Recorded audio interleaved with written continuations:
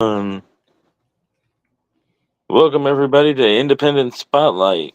Today we're with Zales, and How you doing? pretty good. We're gonna go ahead and let you tell your story of how you got to where you are from your childhood to now, and from there I'll go ahead and start giving questions. All right, cool. Mm-hmm. How's everybody doing? My name is Zales. I am a rapper and multimedia artist from the Bronx, New York. I was born and raised in the Bronx, New York. I'm the son of two immigrants from Honduras. They came here in the '80s and made a life here. Put some roots down here in New York. Uh, Raised me and my little sister. Um, really rough growing up in the Bronx in the '90s, but it was culturally significant because hip hop was booming at the time I was born, and seeing what New York was doing culturally in the '90s was super inspiring. My cousins put me on to '90s hip hop, so I grew up listening to Biggie, Nas, Wu Tang, and other artists because the '90s was a super eclectic time. So Mm-hmm. being inspired by East Coast rappers, which Mob Deep and all that stuff in '96 in New York, it was crazy. But also seeing Mm-hmm. like Nirvana and you know groups uh, like even though it's a little later, but Slipknot and all the like other rock bands that came out of the '90s also influenced me a lot too. And Right. so I started making music in high school. I started off as an illustrator, so I started off drawing. So I always loved being creative, um, and I went to an art high school, and that's where I met a couple other people who did music. So one of the people I went to high school with is actually June Jux. He's a engineer rapper, and he actually has mixed for some artists that are coming up right now. So he has mixed for Def Soldier, who comes out of the Bronx as well. He just went on tour of Rome Streets, and so Mm-hmm. that's somebody that I'm happy to say I have come up with. He and we're still in business with each other. He mixes my music to this day. So Nice. I've been around in the creative space for well over 20 years because I came up doing art. So in Mm-hmm. high school, I got an award for doing video, and so rap and music and graffiti all like launched me into like a creative career, in art and stuff. But of course, still growing up, in the inner city, growing up in a Mm-hmm. place where it's not the best. There was a lot of challenges. Right. Even though I was a good student, um, I didn't really have the support system in place to like go further. So a lot of the potential fell to the wayside. Um, I ended up having a kid real early, so I ended up Mm-hmm. dropping out of college and getting a job. And but I always continued with my music stuff. Mm-hmm. So I was a part of a rap group named the Apollyon. There was four of us, and we was getting a little bit of momentum going, um, playing different showcases. If you're a musician for a long time, uh, you may have known about the pay-to-play scams where uh, promoters come to you and offer opportunities, and you pay to get on certain stages. Um, and so, even though there were a couple times we were hit with some scams, we were able to like perform at some dope places. We Mm-hmm. performed at Webster Hall. uh, we opened up for a couple other acts in New York, but eventually the group split up. And for the last couple years I've just been trying to figure out how to do things as a solo artist. um, Growing up being an artist, I just always loved to do creative stuff. So rapping got me into beat making, and that got me into, mixing music. And I'm a big creative person. Like I do Mm-hmm. multiple aspects. So uh, Right. yeah, so I draw, I paint, um, I do videos. Like I'm actually, on my camera right now. I'm using my DSLR to stream right now. So it's just like, how Right. do I use all these creative tools to tell a story?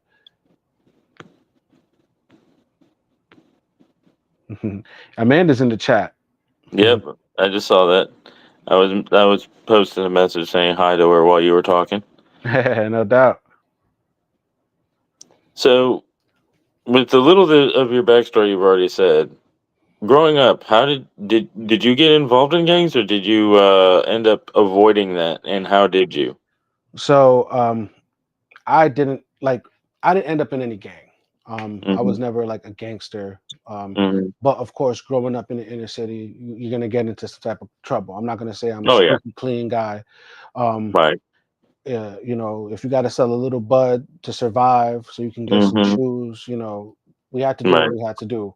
But I Right. would never glorify, any of the nonsense that a lot of like hood stuff glorifies. Right. Um, it's very much like, if you got to do things because you need to eat or because you're struggling and you don't know other avenues of how to do things, um, like desperation, people do things out of desperation. But my parents, who they came here, they worked hard. My father was a construction worker, and so he was a no nonsense guy. If I got caught in the streets doing getting into trouble, he would put the hammer down real quick. Um, but he also they my parents also instilled me in a sense of hard work because they came here, they didn't know English. Right. Um, uh, Recently there was the death of the guy who made famous Amos cookies. He was actually the Mm-hmm. host of a show called How to Read on PBS, and that's what my parents watched, to learn English. And Mm-hmm. so they came here not knowing how to navigate, and of course they had kids, so that also led into to challenges. Um, my sister had a kid real young, so there was, Mm-hmm. we dealt with those challenges that people deal with in the inner city. But I never got into the gang stuff because, of course, gang stuff is really a West Coast thing. Yeah, there's gangs here in New York, um, Right. but I'm also Honduran, so that's a different like nationality that is Mm-hmm. typical for New York. So Mm-hmm. I know we have our own little thing going on, but at that time, me growing up, it wasn't really established. You know what I'm saying? Right. Um, I understand. some of the younger folks that are Honduran, they into their little gang culture. Um, Mm-hmm. but like people my age, it's really your parents grew up, they were working. You lived in the hood, but they Mm-hmm. worked. They said go get your education. You tried to, Right. but and of course we all deal with challenges. Poverty leads people to do certain things. Right. Um, Mm-hmm. and I'm happy I never, got into, excuse me, a lifestyle that led No to problem. trouble. I wanted to be a creative, you know. Mm-hmm. Um, That creative mind. I got you. yeah, yeah. And of course, because you see now, there's money in in creativity. Like I, Mm-hmm. gr- even though I grew up in the projects in New York, you go into Manhattan and you see the cultural institutions that are there. So like Mm-hmm. you just get on a train for a couple minutes and go somewhere else, and you can see there's a whole different side. Right. The whole other half lives differently, Mm-hmm. and we all aspire for that. But Right. it comes with sacrifice. It's either work or people sell their soul. I rather Right. work hard for it. I feel you, and I appreciate that. My parents are from Trenton, New Jersey, so I know a little bit of the culture and everything from around that area, and going back to Jersey and visiting, and then going to take the little field trips with the family to places in New York and stuff. So I know a lot of what you're talking about. Yeah,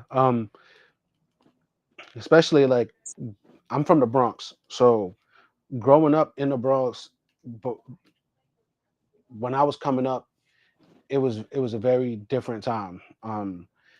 I grew up, a lot of the area was still um, like burnt out, Hmm. Hmm. rubble and Yeah. empty lots. And Hmm. now it's gotten a lot better. Like all those Right. places where I remember, oh, this used to be an empty lot, or this used Hmm. they have buildings now, people live there. Yeah, there's a lot of the organizations renovating um, the rundown parts of cities and stuff like that. hmm Yeah, so you see it all over New York. Uh, it's Parts of New York are completely different from how they used to be. Like back in the 70s and 80s, people would be scared to be in Bushwick, Brooklyn, but now it's like Right. a hipstery area. You can go and there's like record stores and Yeah. but it's nice to see that like I grew up and it was you couldn't go certain places. It was bad, Yep. and now people feel free, Oh yeah. to even though yeah, we have an issue now with crime in the city and the migrant crisis and but as Right. as things change, the more they stay the same. Right. And that was the one thing about New York City is the immigrants that usually come there legally will go ahead and have pockets of their own culture, but they also intermingle within the city with everybody else. Also, it's just people look out for their own and try to integrate into the city as well. Yeah, it helps you like there's people like my when my parents came, there was a whole influx of Hondurans that came into New Hmm. York, and so they had their little cultural enclave. And um, there's even I actually live close by to the area where there was a fire in the Bronx. It was a social club fire where like 80 people died, and a lot of them were Hondurans. And Hmm. so that's something that like locally in my neighborhood, that's part of like our cultural heritage, that like we had this tragedy here in New Right. York because of it was some nonsense. It was a couple that was fighting and whatever, like some nonsense happened. He went, Yeah. lit a fire, and then a whole bunch of people who, people I like family that I grew up with, they know people who were affected by this tragedy. Right. And, yeah. Yeah, that's the way it is, though. Is usually whenever there is a tragedy, there's people involved that if you're around that area, personally, and it's sad. Um, so how long have you been doing music? So I'd say I've been doing music. So this is 2024. I say I've been doing music for like 22 years now. I'd say. 22 Um, years. Wow, that's a lot. mm, um, I started doing it, like more as a profession. I'd say about 10 Mhm. years ago, um, Mhm. when I was part of this rap group. Um, Being an artist, of course, there's a there's always like a dichotomy about being an artist. Like Right. you want to be successful, but you want to make stuff that's meaningful to you. And Right. so I think that's like something that I'm still trying to figure out, Right. because um, I had the opportunity to do certain things, but you always want to do things right. I don't want to sell out to a Right. company to make my music, or I don't want to lose creative control or anything like Right. that. Like, I want to continue doing things the way as I want to do it. And I think now is a great time, because now with what the internet and social media has created for artists to be able to do, is to Mhm. grow. Um, mhm. Right. I'm agreeing with you. But I think there's also a new set of challenges, because we've been in this place for so long where it's like, to grow, you need a certain amount of followers or money put in or success. So it's kind of Mhm. like it's a catch 22 right now. So great Yeah. place to be independent, but it's harder to be independent now because Yeah, and Mhm. and that's the thing is I've always told independent artists there's nothing wrong with getting signed. It's just you need to read your contract and negotiate what's best for you. Yeah. Make sure you have the creative control. Make sure if you decide to leave that you can bring your catalog with you. Things like that. Yeah, and that's stuff that's very important, because I've had people come to me with distribution deals that you look at them and they're just really really funny. It's like you Mhm. get very little benefit for basically them buying you in perpetuity, and that's a very big word for all you artists to know. If you see perpetuity in any contract, you better get rid of it. Yeah. And Yeah, also, you want to check on how you're getting paid, whether it's you're getting residuals off a back end, whether you're getting, the straight up shares or what have you. yeah. So that's the whole business side of being, a musician.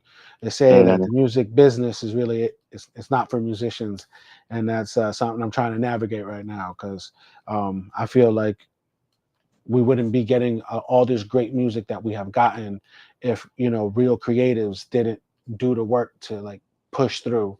um Right, and I think right now we're at a point where, yeah, we have our established artists that are like always doing big things, but like I feel like um we're at a point where it's like something cataclysmic can happen where like it shifts music, where the underground could as actually viable, where it's like, okay, I can make my music and have my following and make something that is self-sustaining, where it's like I don't have to be rich, but if people decide to go on a local tour or invest into their music, you know we have the capabilities to do so.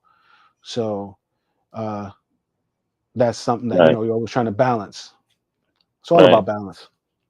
right. Also, giving a few shout outs to people I've just seen joining. We got Tony Tuba, he's an independent artist. Yeah, what up, Jacksonville Tony? Joe, Jacksonville Joe, who's an independent artist. Lori's World, who's the wife of Tim, that is Triple T. And they're doing a competition show called The Rundown on Triple T's channel. Yeah, Where yeah. I've tapped in. Amanda got me tapped into that. cool. Yeah. Yeah, she was wondering if you were gonna participate in this season three. I'm so I'm not exactly how it's gonna work with my schedule. I don't know how it's gonna work. Um, I recently had like a RZA flood situation where I lost a bunch of work. So Hmm. um so I'm kind of like getting back into the creative swing of things. Um I never thought something like that would happen to me. I'm still trying to figure things out to see if I have a backup stored somewhere. So like not all hope is lost, but it did take a lot of wind out of my sails. Right. And I'm trying to like get back into it. If I can participate in the rundown season 3 at some point, I just got to get cracking. But it's also Well, like, basically, my understanding is all you have to do is send in tracks that you think are competition ready, and if you're there, that's fine. If not, that's fine. But they prefer you to be there for when your tracks are played. okay. But it's you just send in tracks and you're paired up against somebody, and then they have judges judge who's the better, and whoever wins moves on, and whoever doesn't. But then they do during the preliminary rounds have a golden ticket that a person can possibly win if a judge thinks that you should pass and you failed, then they can give a golden ticket, and then you go into the finals, and it's kind of the same thing with the finals also, except no golden ticket. At least to Mm, my understanding, if you get in touch with Triple T or Lori, this world there in the chat, they can tell you better. okay. When does that start? Like, is it like already commencing? It's coming soon. It hasn't started yet. I think it's like somewhere around the 14th that it starts. Okay, so the 14th. Mm. I would have to like make a track and then like get going. That's one thing too. I'm not. I'm like a perfectionist. So I sit on tracks for a long time.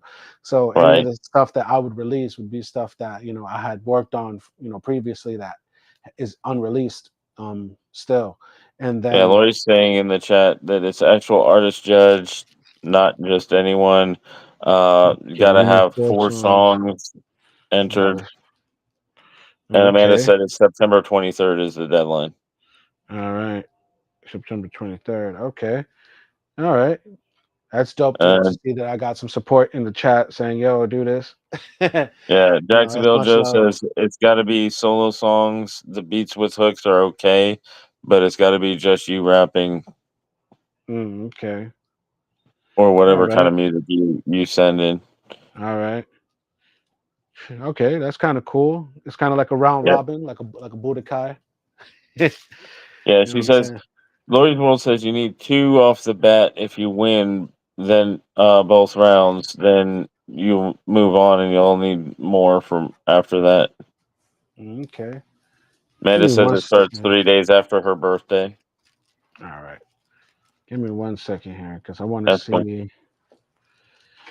Because at some point, I think my camera is gonna like roll over. How long have we Yeah. been live? 20 minutes, 40 something seconds. 20 minutes, 40 something seconds. Let me see if maybe half shuttering. Okay, let's see. All right.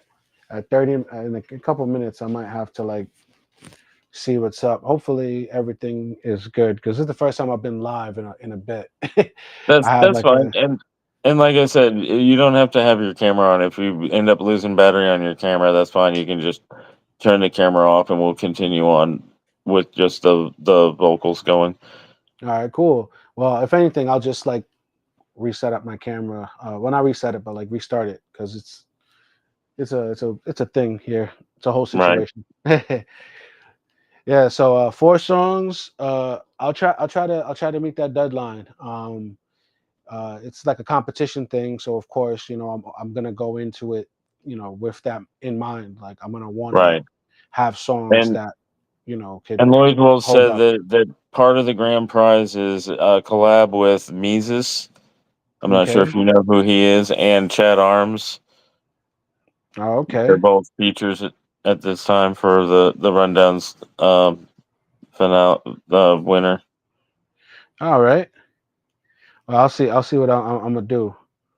Because like right now it's the basically starting from square one kind of thing, where like Right, I'm you know I'm making whole new beats, and of course you're not gonna rap on every beat that you make.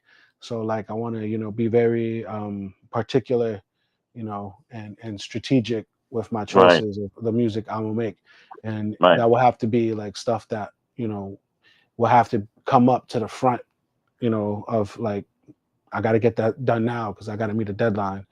And right. so, you know, Also, mhm. also for you, if you want, after this, I can send you a link to Alpha Tyler's Discord. We have a bunch of beat makers and artists and fans and stuff in there, Okay, and cool, people work together and they network and do help each other out to progress because we dope, all about dope. trying to help elevate.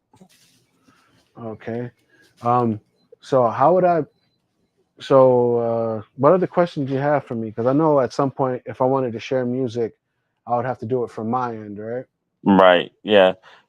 If you're wanting to share music, you have to do it from your end. You'll share screen, share audio, and I'll allow it to go through on my end, Okay, and dope. we can listen to something from you whenever you All feel right, like it. nice, nice. I guess at this point, we could you could ask a little bit more questions. Okay. Um. So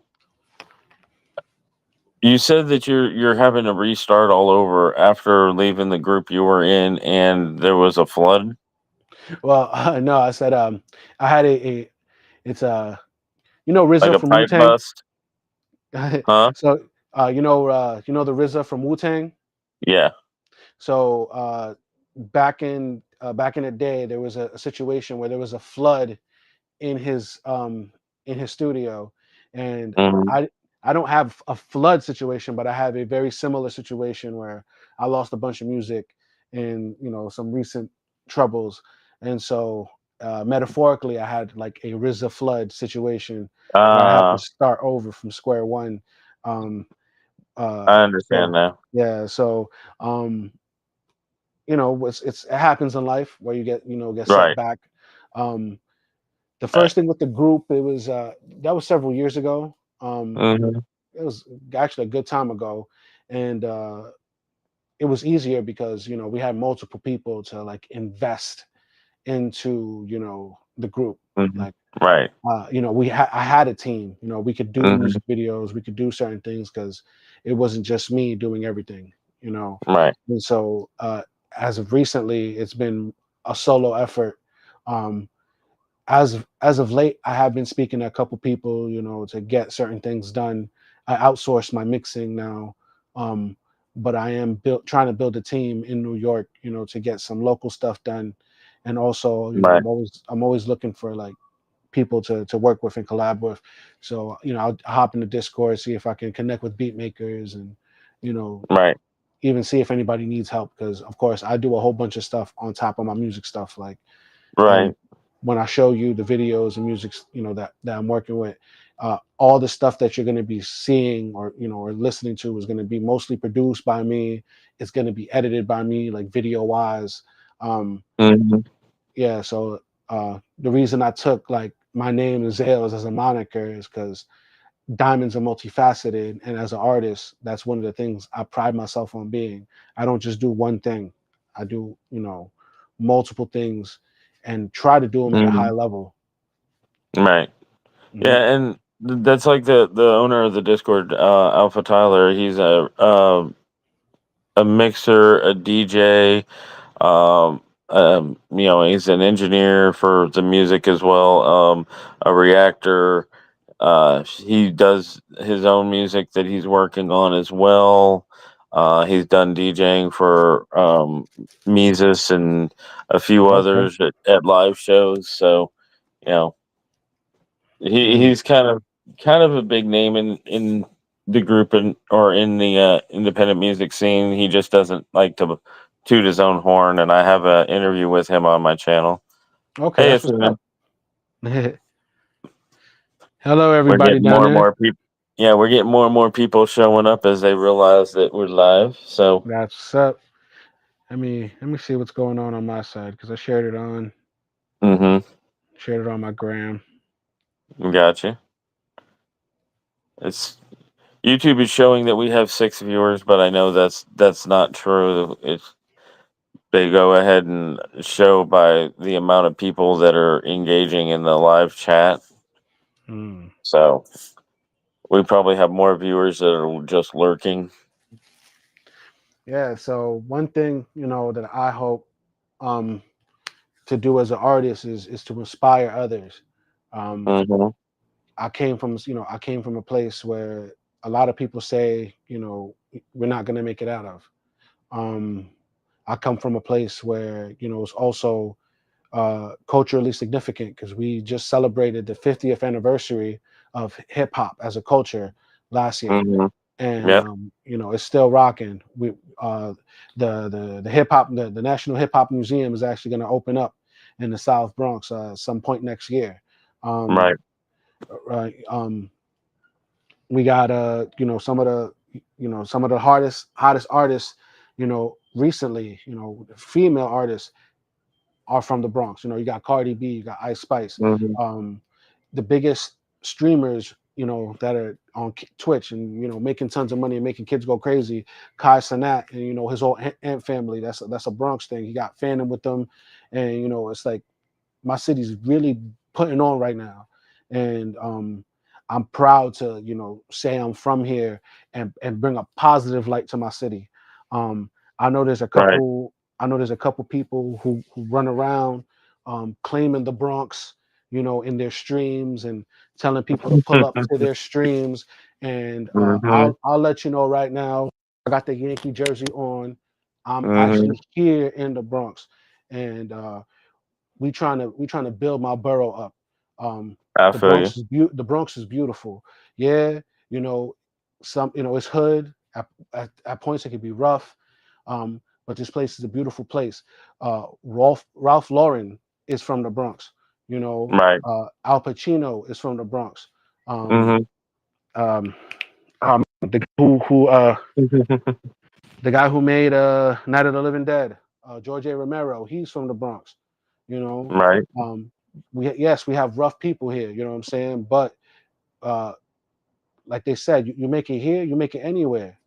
Well, that's something else that I like to talk about because I have people that I talk to that are also overseas, Hmm. and they're always wondering about the violence in America and how violent America is, and I'm like, it's not any more violent than anywhere else. It's just the news likes to over exaggerate what's going on. To me, Like, people yeah. are inherently violent. We're we're violent people. We've been warring since the beginning of time. Since like in the Bible, Cain killed Abel. Brother against brother. People have always been warring. Art is supposed to be what connects us, and you know, day in and day out, there's people that get on platforms and they sow divisiveness. They try to pit men against women, black against white. Right now, with this whole election cycle, they're Mhm. emphasizing our differences. Mhm. And at the end of the day, like, we all want the same thing. You know what I'm saying? I just want to have an easy life with my family. Um, Mhm. just I want to see my kids grow up. I want to grow old. I want to, make a living doing something that I think is meaningful, and I Right. just want to build my community up where Right. people don't feel like they can't be themselves or can't fulfill their desires, like to for self improvement because of how society like places you know all these false like limits on us. Right. It's crazy. Like I am not you know in the LGBT, but Right. I see why they struggle. You know what I'm saying? Mhm. I can Right. empathize with them wanting rights and wanting to like just live their life. Jay-Z said it. Can I Right. live? That's all we want to Right. do. Yep. Hmm. And to that point, a lot of people see the fringe or the alt left or alt right or whatever you want to say, um, that are the more unhinged versions in the political spectrums and their agendas and everything, and they don't realize that doesn't represent everybody. Yeah, That's just those outliers. There's more good people within communities than there are bad. yeah. What people hear a lot are the very loud and vocal minorities. you know, Mhm. like you're seeing when you see crazy conservative folks, you're seeing the most conservative, like in unhinged Mhm. people.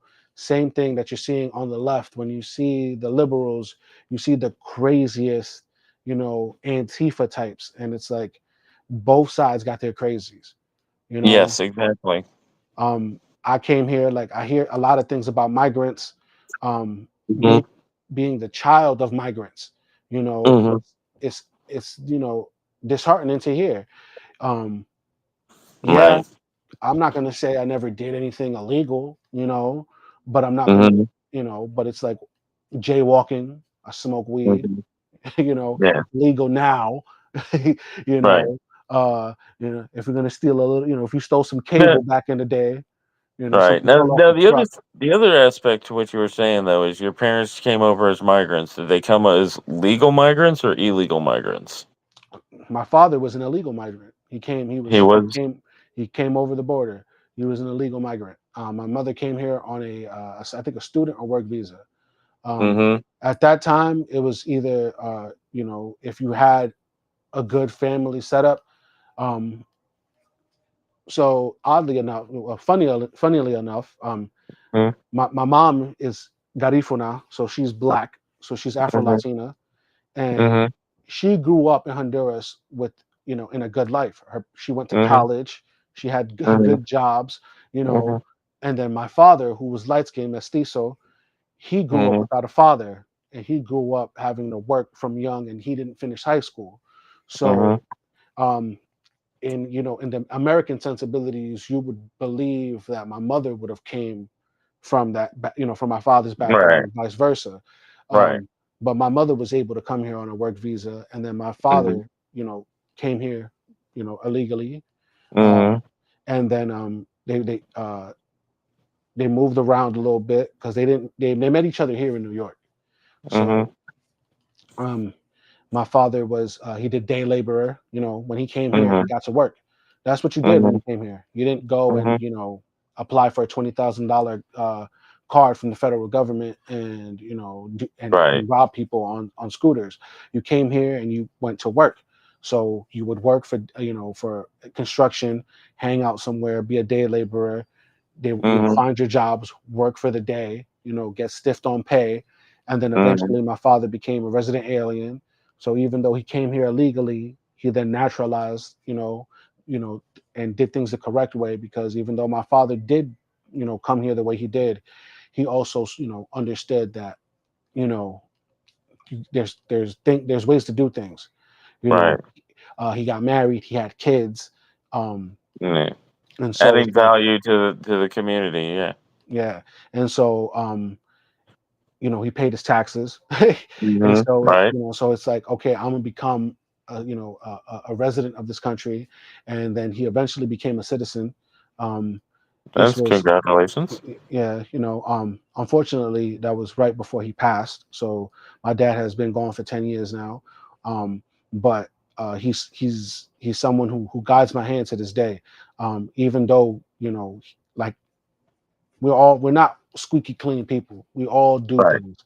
But Right. at the end of the day, if we try to do things in the correct way, your Mhm. transgressions from before could be overlooked, especially if you work, on actually Right. changing, to be a Right. better you. Exactly. And at least your father actually got to see the accomplishment of becoming a citizen Hmm. before passing and not getting it posthumously or something. Hmm. Um, when he was doing that test, he would complain because he's like, they're testing me on things that Americans don't even know. you know, This is and so, true. Th and those tests so, are kinda strict like that. and but because he taught, he instilled me with this, you know, this sense of do it correctly, Yeah, work ethic. and work hard and work Mhm. hard. Um, I was able to help him, and because educationally, even though I grew up in a rough place, I was a pretty good Mhm. student.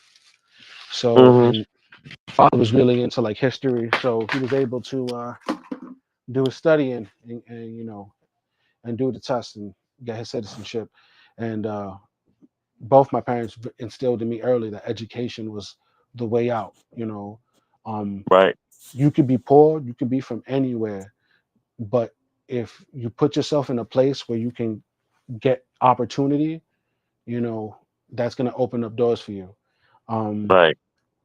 they they they were very real with me with teaching me certain things.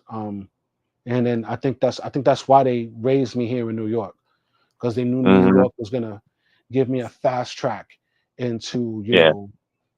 American culture and like the capitalistic mindset that's here. But Right. that also led to a little bit of detriment, because you grow up and you're poor and you see everybody else has nice things. you know you you see what people do to get those nice things.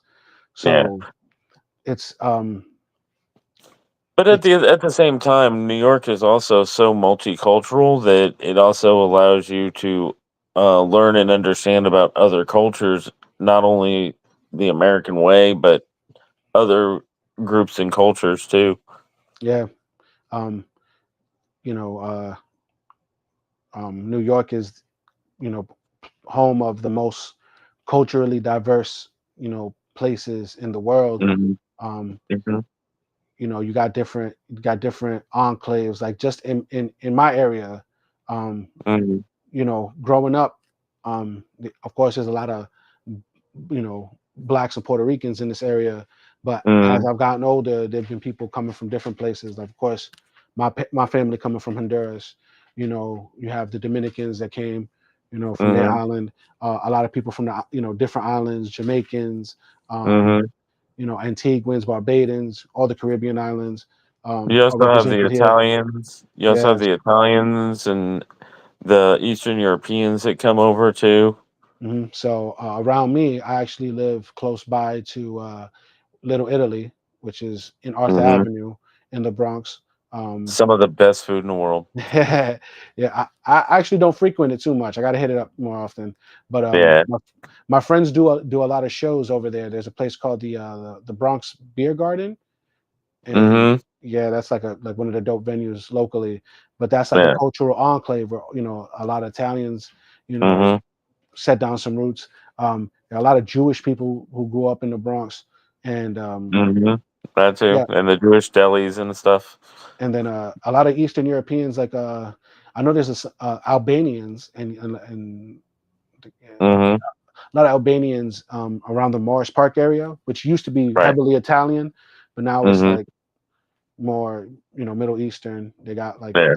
they call it Little Yemen over there now. Uh, Yeah, yeah.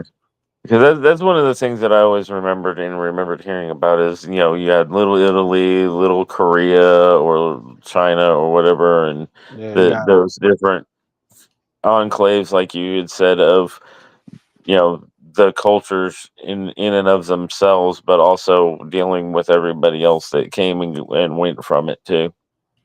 I think it's a great, it's great because you see things. I think it's always good to see things from a different perspective. Like Right. I think one of the things that's happening in New York is there's a big disparity in people. It's almost like a new type of segregation where people don't get Hmm. together anymore. Um, Yeah.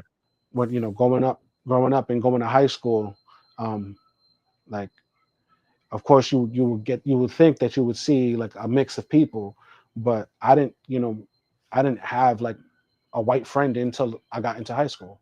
Yeah. I lived in New York City. Hmm. But eventually, of course, I've met people from different backgrounds. I have friends from Hmm. all different ethnic Right. and cultural backgrounds. But it's Hmm. just like in growing up in my public school setting and seeing the people around me and in institutions that you would be in, like healthcare. You go to the doctor, our doctors, we Hmm. wouldn't go to the same places. And Right. so and then you would have to go seek it. And so my parents Hmm. would put me in places to look at Right. look how the other half live, or just see what how other how it is. And I Right. think also movies and media used to be able to show us what other folk were into, but now we're so insular. Everything is streaming, everything is by choice. How Hmm. everybody's like being into their own, like they're isolating themselves and being in echo chambers where it's like the same ideas are just perpetuated, and you don't grow as a person like that. You have to be uncomfortable. You have to have Yes. your ideas and everything challenged. And so growing up in New York, everybody is like, "Oh, you got to be a tough guy. You got to do this." And I'm like, "Okay," but when I go to Manhattan, none of the guys who I see are tough guys, are the rich guys. Hmm. So it's like Yeah. there's something there that why do we think how we do things is correct if people we know have never seen success? So it's just growing up in Right. a place like this, it helped me see like culturally, now there's different ways to do things, you know. Yeah. Um, It's all about networking. yeah, like the American dream, they say it's dead. I don't think it's dead. I just think it's highly changed. It's mutated to a sense where it's like almost unrecognizable. But I do feel I that there's a personally feel that it's hibernating. hibernating. Yeah, Yeah. it's Because there's so many people that want to push censorship and totalitarian government and everything else, and I think that the American way is just hibernating for now because all of that seems to be what people are screaming about and arguing over, and like whether or not capitalism is good or not, and it's going to wake back up eventually, but we've got to let it run its course for now until it re-wakes up and gets going again. yeah. Well, sad thing that you know all the stuff that has to occur before that. So the wars and all that stuff that it seems like Hmm. the world's ramping up for right now. Um, Hmm. I think that's the scariest thing right now. Like you could see that the elites are moving pawns a certain way, Right. to get everybody fighting, and Yeah. I think that's what we got to do as like artists and content creators and community builders is create ways to like intertwine everybody so we don't hate each other. Like, you know, yeah, there are Yeah. things that we got to fix, and there are fibers that we got to mend and stuff, but you Mm, know, but I don't feel like I feel like like people do things because of where they are in their lives. Like they do really really crazy things because of desperation, wanting to be seen, wanting to be noticed or remembered. And I think if we build a better community around each other, I feel people wouldn't, need have the need to do some of the stuff that they do. Um, right. just recently we had this kid, spray his classroom up, and it's something that like we continue to go through as a society. And it's just like I have a child in high school. I have two kids that are growing up. What are we doing where this is still a problem, you know? Right. And why is it that it comes up and it's like, you know, Yeah. And I understand. In my personal opinion, I think that a lot of the school shootings could be alleviated if we would just put armed security there. Because in the 80s, we didn't have as many school shootings because we had armed security. We had, you know, metal detectors in the schools and everything else to protect the children. When we well, started taking those away and trying to make them gun-free zones with signs, then, that's when people started realizing, oh, I can make a name for myself. so one thing that I've always wondered about is because I went to school in the inner city. Mhm. So growing up in school, and I also worked in schools for eight Mhm. years. Mhm. One thing I noticed is if you go to school in the inner city, there is a metal detector there. Mhm. I and I have been made to go through metal detectors as a student and as a staff member. Right. So there are no shootings in New York in schools because there are metal detectors. Um, Mhm. there isn't armed security per se at every school, but I do see private security being hired more often to work in schools. And Mhm. Or at the very least, you have a police station close enough to the school to respond quick enough in New York. yeah, so I think it's more of a like a not I wouldn't say a rural, but more of a suburban thing. Um, Yeah, and it's also cultural because the like I said, where the school shootings are happening are where it's areas that they don't have the security in place, and they just put the signs up saying gun free zone. How are you going to enforce that? I mean, yeah, criminals don't care. Exactly. They're not following the rules in the first place. Um, Yeah. I think yeah, something with heightened security because I know people always talk about like them taking away our Second Amendment rights, and that's always something that's touchy too. Mhm. I'm a strong proponent of believing that we have that right for a reason, in case we need to protect ourselves as citizens, uh, Right. because in our Constitution, we have the our inalienable rights to life, liberty, and the pursuit of happiness. Hmm. You protect life and liberty with that Second Amendment right.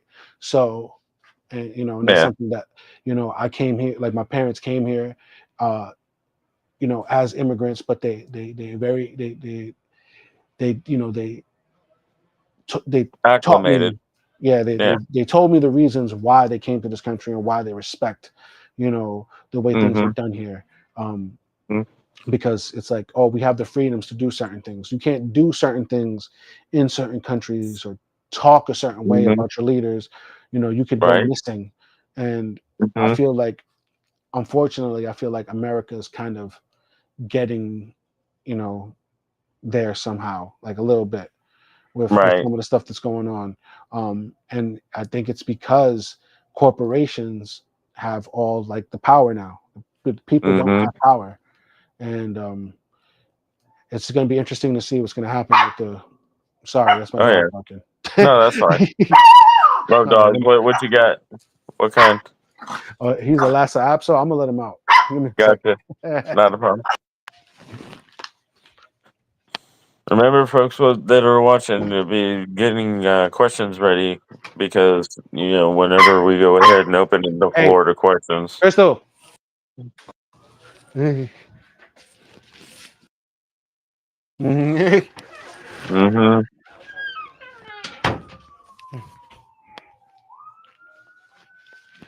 All right, sorry about that. Not a problem. Not a problem. Oh boy, yeah, I've had him for about 2 months. The dog. Yo, my guy J Rax is here. What's up? Hey, what's up? What's up? Did I use the wrong mention on my story? I think I did. That's all gravy. Well, you're here now. Welcome. I think Yep. I may Welcome, have. welcome.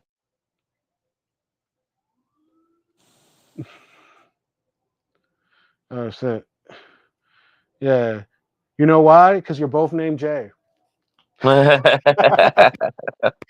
Yep. what happened. I recently was on his stream. Ah, nice. Yeah, so that's what happened. Glad to Oh have you. man.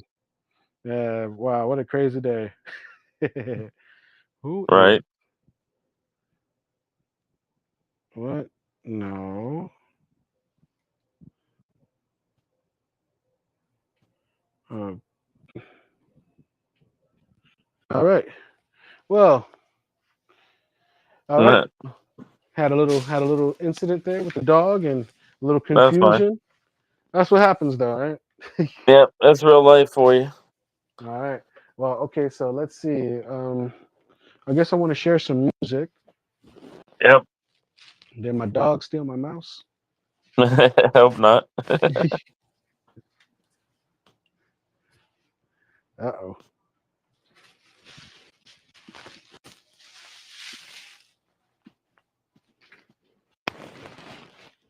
Yep, that's life for you. If it's not one Yep. thing, it's the other. Right. Got to roll with the punches, though. Yep. Exactly. That's what I always tell people. If all you look at is the negative, that's all you'll see. You have to look for the positive in things too, because every struggle, when you come out the other side, the positive makes you appreciate the negative that you had to go through to get there. Yep, they say you can't appreciate the sun without the rain. Exactly. All right, so I'm gonna look at my channel. We're gonna share.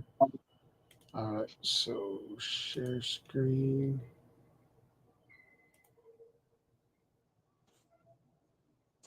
Also share audio. Mm-hmm. All right. So There you go. guys, this is my YouTube channel. You can Let me go to take this. youtube.com/Zales and Destroy. This is where I post all my music, all my videos. So I'm gonna show you guys. Let's see. I guess I'll show you two songs that What's I up, Brian? created. Hmm. Mm-hmm.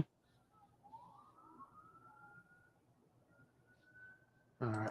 I was working on a lyric video for this. Cool. All right. But because of my problems with the computer, Mm-hmm. share this stream and share this tab instead.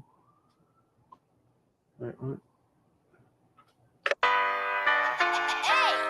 Dijeron que los latinos no eran hip hop. Pero enséñalo, chacho. I wear uptowns when I'm uptown. Used to be down bad, but I'm up now. For the Casamigo on the rocks. We outside chillin' with my people on the block. I wear uptowns when I'm uptown. Used to be down bad, but I'm up now. For the Casamigo on the rocks. We outside. First off, system gotta knock. Boom. Bass boom shit to make the donors call the cops. Make room cause I'm coming for that #1 spot. Bad boy in the 90s, can't stop, won't stop. More money, more problems, so I cop more drops. Blood in, blood out, I don't want pork chop.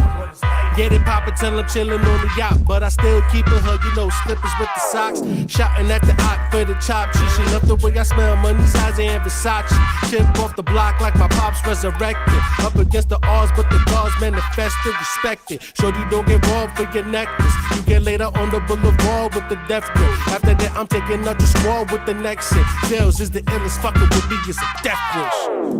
I wear uptowns when I'm uptown. Used to be down bad, but I'm up now. For the Casamigo on the rocks. We outside chillin' with my people on the block. I wear uptowns when I'm uptown. Used to be down bad, but I'm up now. For the Casamigo on the rocks. We outside. Next stop, we gon' take it to the top. Fresh pair of black up, straight up out the box. Wifey got some Jordan breads, we both Nike heads. I wear chains that excite the feds. They wanna kick it with us cause the hype we get. Like it, revenge, write me checks. But it's my secret, keep it gully with a little bit of swag. But I'm all about my money, so just put it in the bag. Putting over rap until I'm sitting in the jag. Life's a bitch, but she put her and I put her in the cab.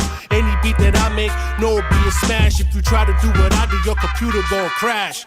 Do the math and I'm indivisible. You can't subtract from my count and your shit on minimal. In it for the royalties and the residual. Shark take it while you're swimming in the kiddie pool, bitch. I wear uptowns when I'm uptown. Used to be down bad, but I'm up now. For the Casamigo on the rocks. We outside chillin' with my people on the block. I wear uptowns when I'm uptown. Used to be down bad, but I'm up now. For the Casamigo on the rocks. We outside. Pa' afuera, pa' la calle, pa' afuera, pa' la calle. All right, that's one song. That's called "We Outside." Um, I like that. thank you. So that was produced by me. I Mm-hmm. sampled a salsa song and for the flip and made the beat on Reason.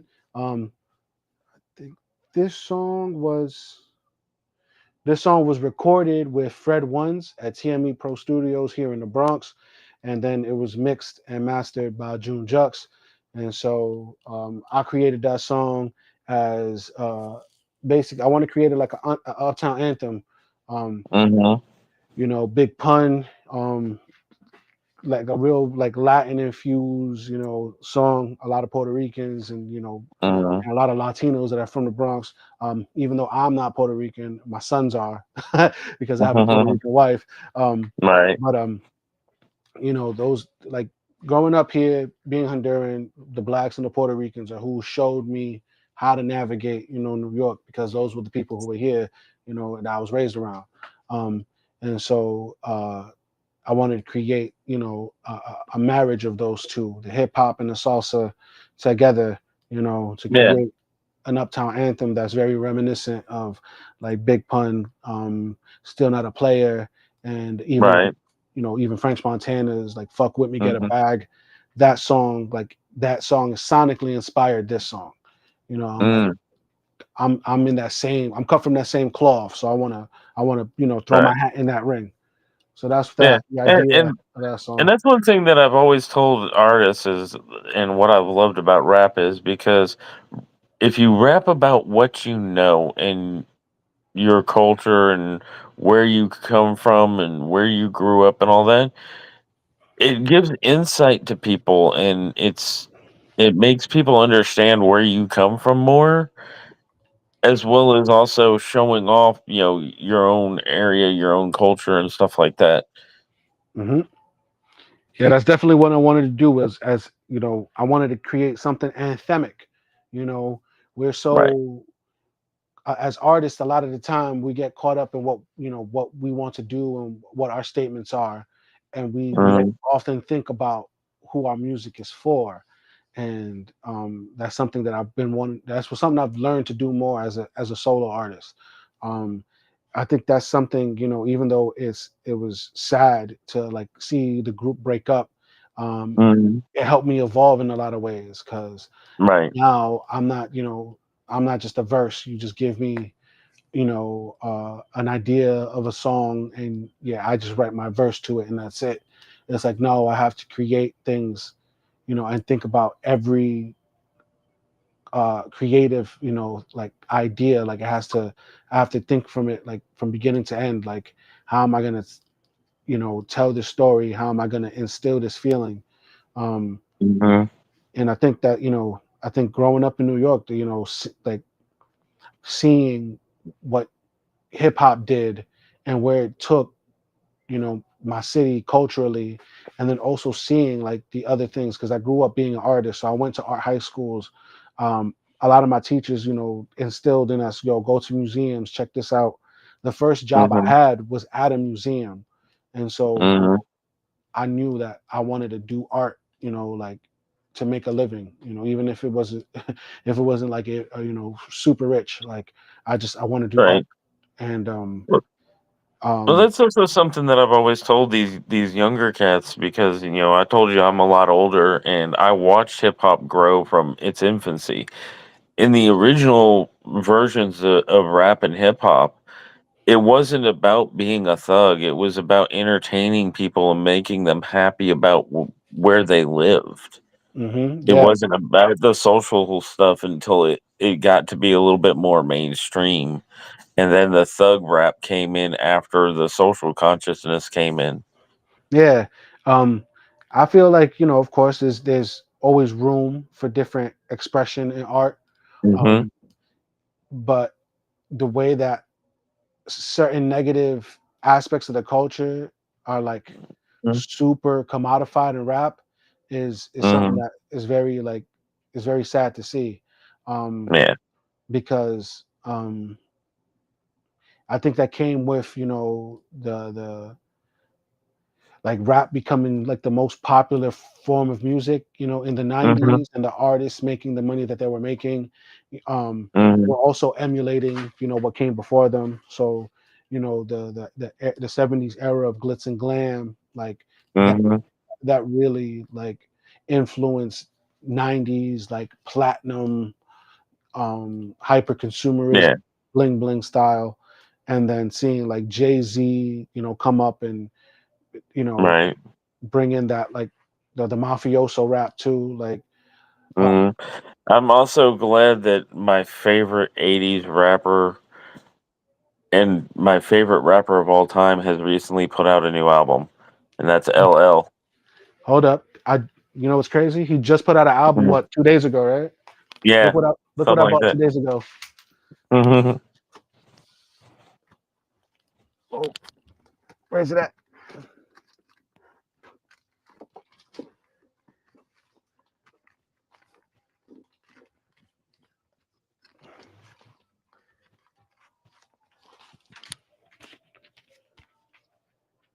I got. Oh wait, Nice. let me. Oh yeah, I'm still on camera. I saw it. I saw it. Yeah, that's one of my favorite albums. Yeah, this is I think this is my favorite album by him. I like it better than Radio. Yeah. Yeah. Yeah. I like all of his stuff, honestly, but that's my favorite album because I remember when that came out. Yeah, so I'm very big. Like when I started rapping, um, which was now over 20 years ago, Mhm. um, Mhm. I started by going back. So I didn't listen to the rappers who were popular at the time, even though Mhm. they had a lot to teach me. Like, of course, yeah, Mhm. Eminem was, super Right. popular. I think me starting to rap, I think it coincided with the release of 8 Mile, coincidentally Yeah. enough. and I feel so you. 50 Cent was huge Mhm. during the time. Um, Mhm. but when I started rapping, what I did was I was influenced by what people would call old school hip hop at that point. So I went back and I listened to Run DMC, and I went back and Mhm. I listened to like KRS-One. So Mhm. you see Yeah, how. a lot of my favorite rappers came out of Def Jam.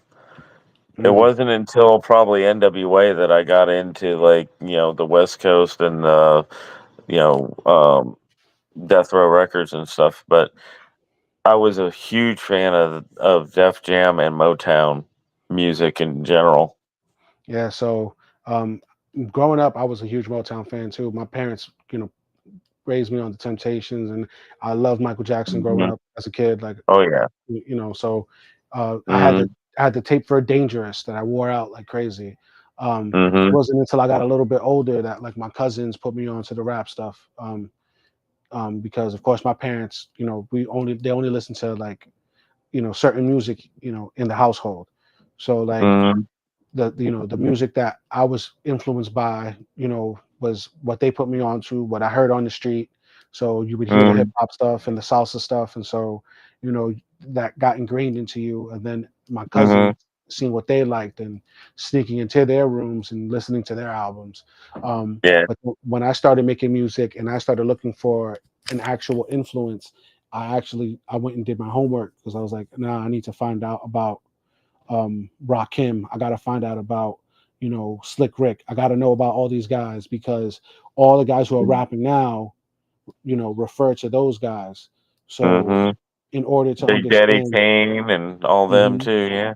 I'm a big Cool G Rap fan. So, Hmm.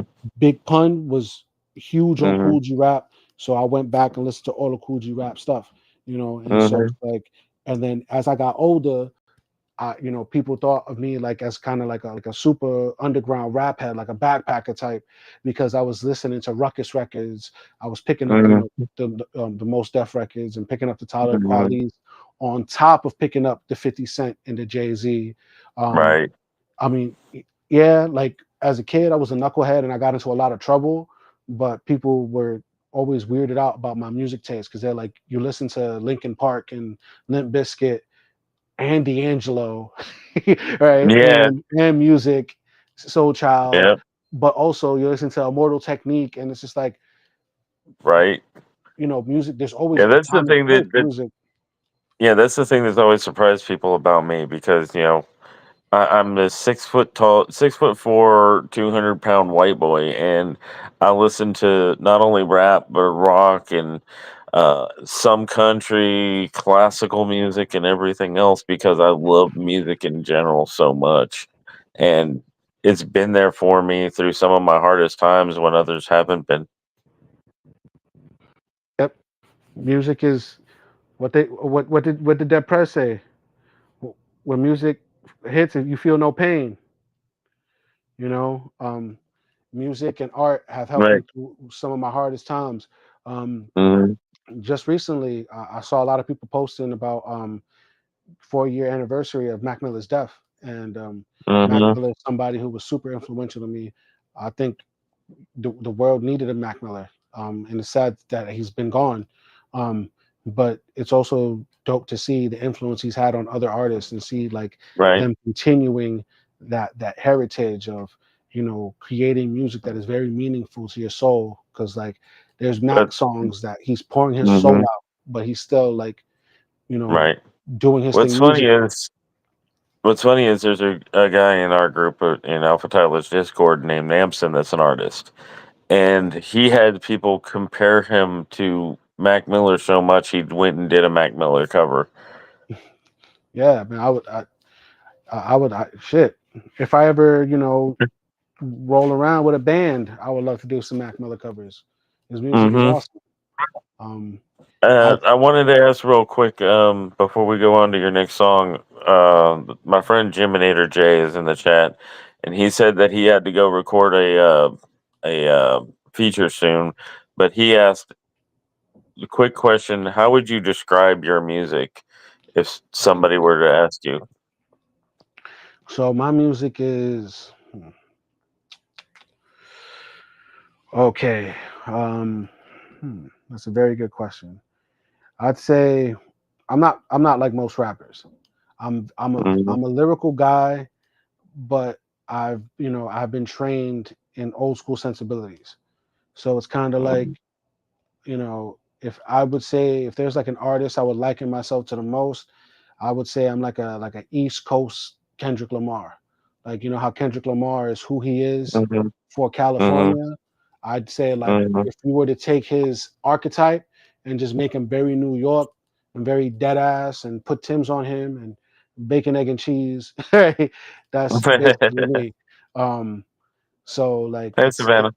so you know the people who influence me the most are people like the Big Puns, the Jay Z's, um, the Biggies, the people who I love Mac Miller. Um, Mm, I'm a big Sean Price fan, so it's just like it's hardcore rap and being and but also understanding that music allows me to go places that rap just won't do. So it's just like I can be right. vulnerable, but I'm also like Super Saiyan Vegeta on the track. So Right. it's very it's very hard to pinpoint. Um, Mm, I feel like music allows me to be more of my complete self, where it's like you don't only see like the aggressiveness, but you also understand like what my soul is trying to reach out to and where my brain is at. Um, right.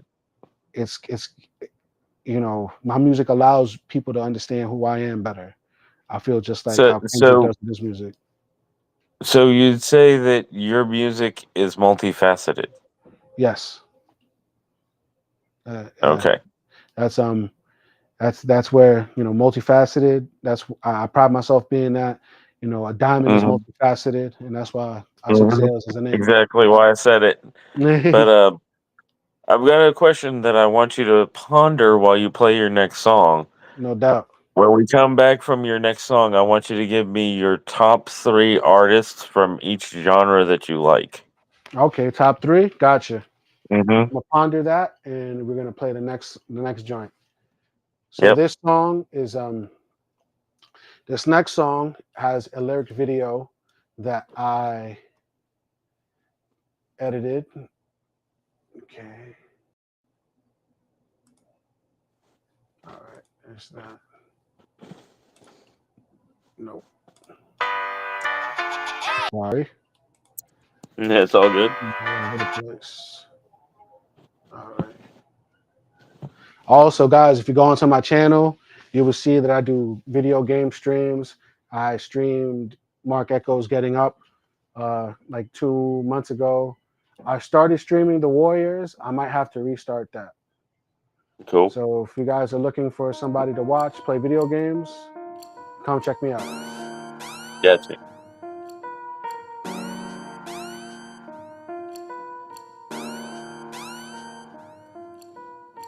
Hey yo, this shit is getting spark. Run up with the iron like my nigga Tony Stark. You swimming with the sharks.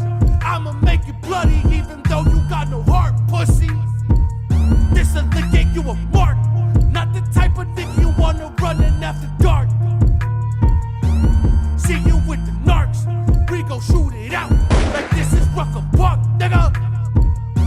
Like this is Rucker Park. And this is where it starts. I'ma hit the target like a bullseye with the dart. Watch a dead boy apart. I'm sailing with my animals like this is Noah's Ark.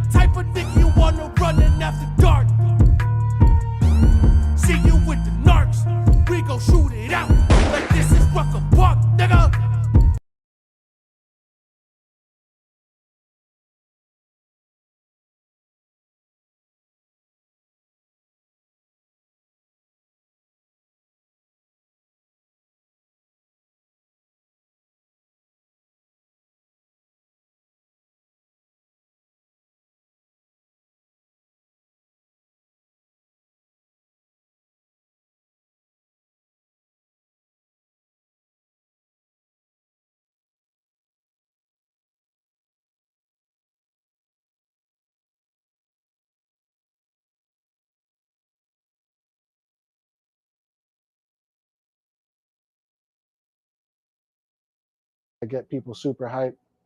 Um, yep. But let's see Sorry here. about that, y'all. I was moving from my room outside so I could have the smoke. No problem. Um, I'll probably do that as well off screen. That's um, great. It's all good. yeah, but that was my second song there. It's called Rucker Park. That was self-produced. I also mixed it in my house. It's also mastered by June Jux. Um, that lyric video is also edited by me. So I do a lot of the things in my music. A lot of this stuff is from beginning to end. From as soon as I Cool. make the beat, there's a whole idea that like I carry. So when I made that beat, I was just doing my thing, making beats, and I wanted to create something that had like a very spooky, uh, it's a very spooky melody. So I went into my music theory bag, found out, looked into what makes music creepy, um, and that segues into our next into your question, like artists that influenced me or my favorite artists.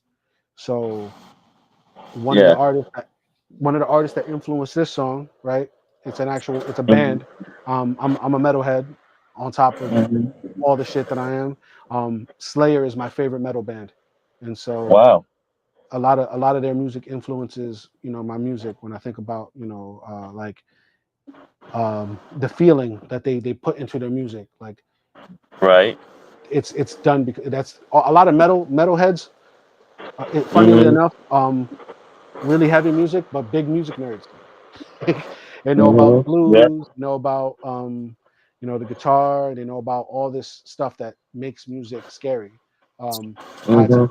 I had to look into my Diabolos, the musica, and the tritone and semitones, and Right. look at what makes music scary, so I can make a melody that was very spooky. And then when the beat was done, it sat there for a while, and I was angry about a situation that I had. That's there's a beef, that has been going on for like 4 years. That Right. a certain somebody won't acknowledge the shit that they did, um, and Uh-huh. they go around talking the way they do about people coming to the Bronx, but they've never met me personally. So I don't know what that's about. Um, Yeah. I'm not going to get into it too much, but that song, was inspired by that situation. So I was like, you know what? I'm still angry about it. Let me make a song. So I made the song Right. just to vent that frustration. But when I did the song for other people, the energy that it amped them up, and I'm just Right. like the song took a whole new life on for itself after that. And then Right. I made the lyric video just because I wanted to challenge myself into making something that was that kind of illustrates what I want to do like artistically. Like I took all those clips from movies and put and cut them and timed it with the lyrics to Mhm.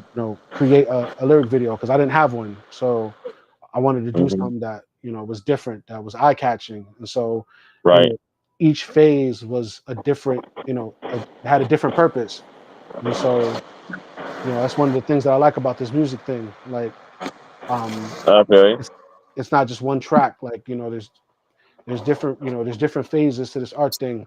Phase one was the Right. underpainting, was me making the beat, and then the feeling of me wanting to strut, get that off that get that off my chest made me write the Mhm. song. And then when I performed the song in front of people and saw the reaction that it got, it made me want to work with certain people to be like, yo, I need my song to sound a certain way, and now I want the Right. video to be a certain way. And so that's a different challenge in itself. And I so got even you. though some negative emotion helped inspire it, like that's not it. There was other stuff behind it too. Right. Yeah. It's an evolution. Yeah.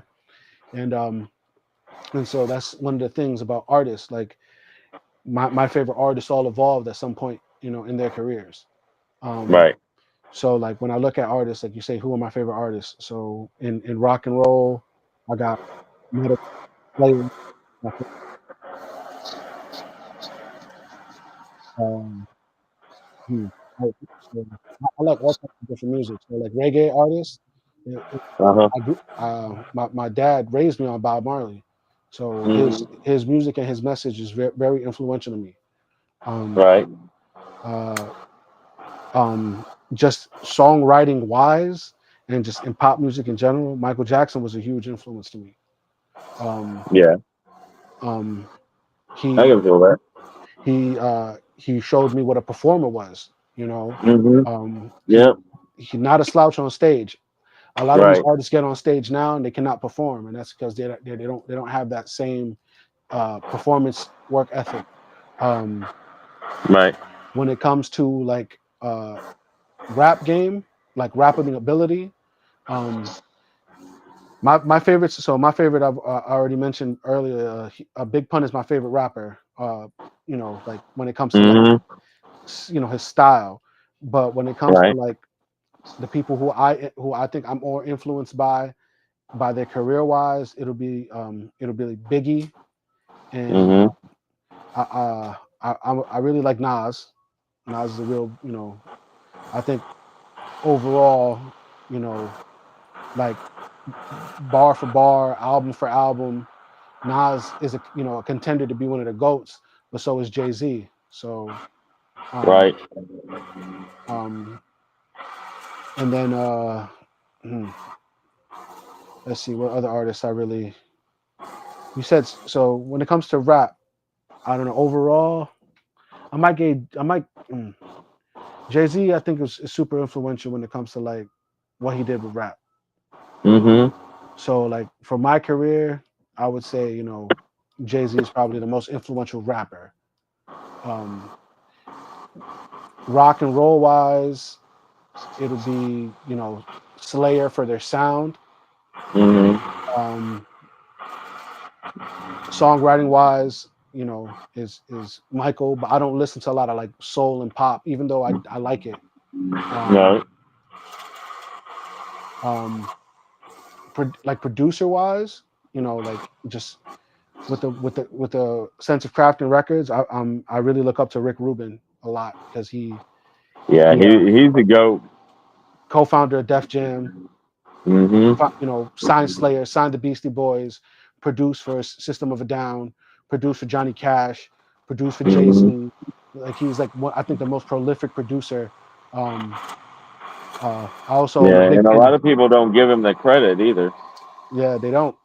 I'm also a big fan of DJ Premier. DJ Premier is probably like one of my biggest influences when it comes to production. It's Nice. really hard to pinpoint just like three artists because there's so many artists. Like so many artists influence me. Well, You know, the original when posed the question originally, I was thinking of like the three artists from each genre that you listen to the most, not just that okay, were influential in your music, but that you listen to on a okay. So consistent basis. on a consistent basis, it would have to be consistent basis. Shit, I'm so inconsistent when it comes to music. I bounce around like crazy.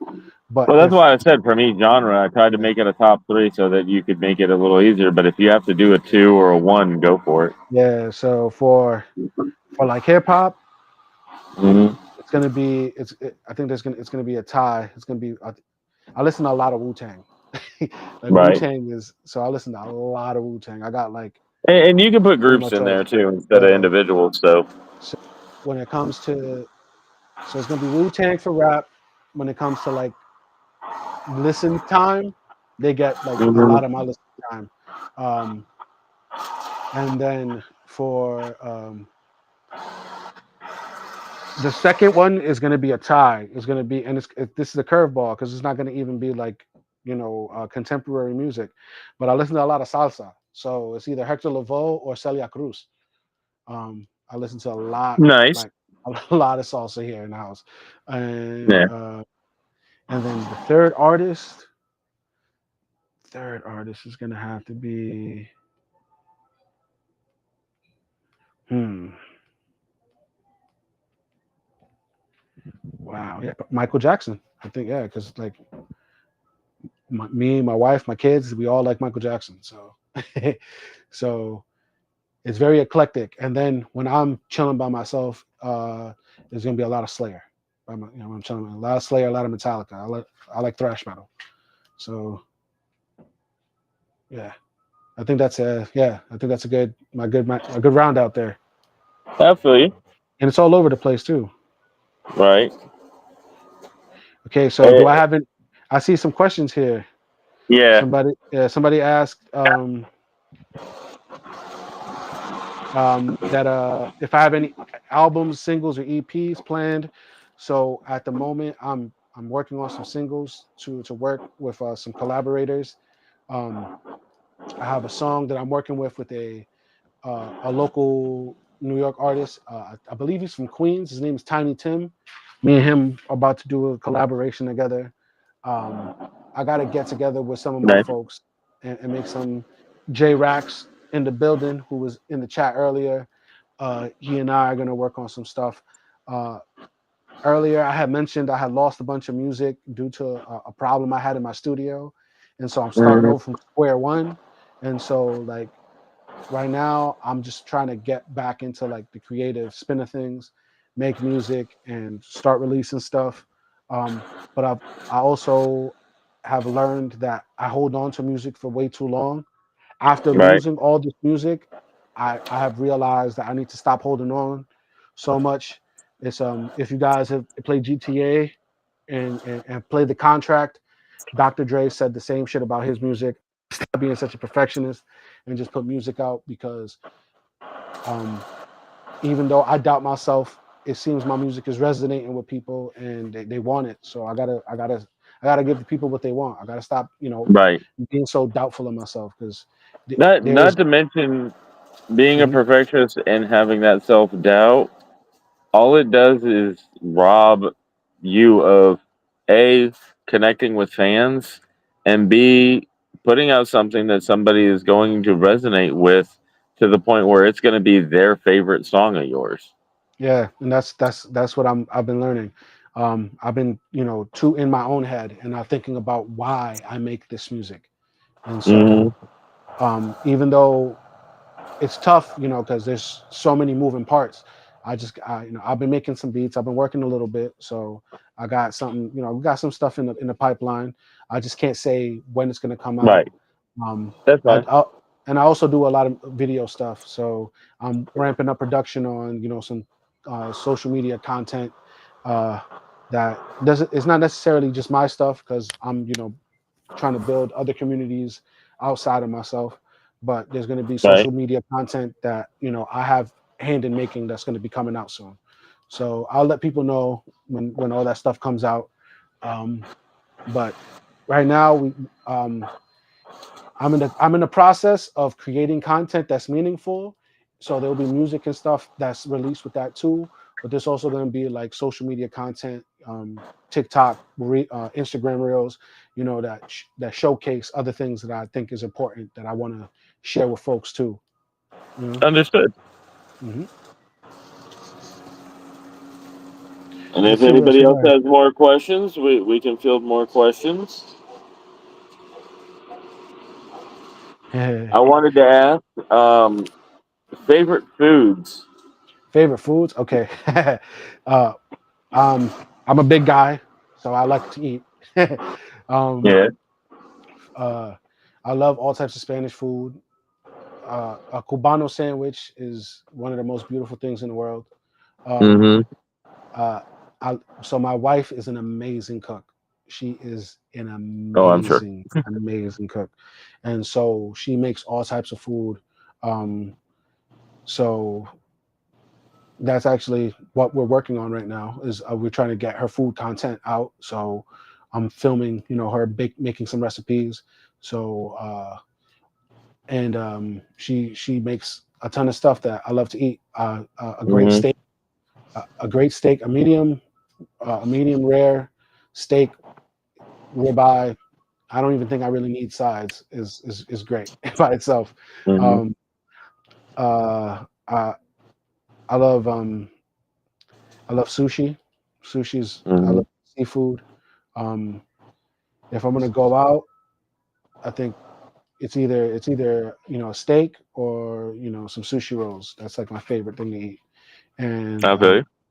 but I also love like I also love it's like a lot of Asian stuff. I like pad thai. I can't pronounce it, but it's like braised pork belly with like noodles. It's a lot of Asian food, food. That's what I'm really like Right. into right now. Um, but we live in New York City, so New York City got great food. There's no shortage of Oh great yeah. food here. I've been to Oh yeah. Katz's. Anytime I come up there, I gotta get at least a slice of New York style pizza, New York style cheesecake, Yep, and a bagel with cream cheese. yep, you know it. There's so much great food, and that's why I have to like constantly work out. It's so hard to. Mm-hmm. Yep. I'm getting older, so it's like I gotta work out. If I don't, Right. I balloon to God knows how big. Um, I recently saw like I stepped on the scale. I'm over 300 pounds now, which is the heaviest I've been. So it's like I got some work to do. But that's because my wife Right. cooks great food. So and I've been kind of lazy this summer. I haven't been out and about like I usually have. So that's I think it was the losing all that music kind of put me in like a little depressed like little mood for a bit. So I didn't really Mm-hmm. like go out besides like for the necessities. Oh, you go to work, come home, and other than that, I'm not going outside to hang out. I'm not, And then slowly but surely, I got to the point where I'm like, you know what, I got to stop wallowing in pity for myself and get the hell out the house, outside of work and be social. And so now I'm Right. getting back into it. I hope to go around, hit open mics, perform some more. Um, Mm-hmm. it's difficult when you're an artist on the come up because like you got to just keep going. Like it's consistency is what's going to lead to growth. Um, Right. but it's hard. But when you have all these things going on, consistency can be difficult because Right.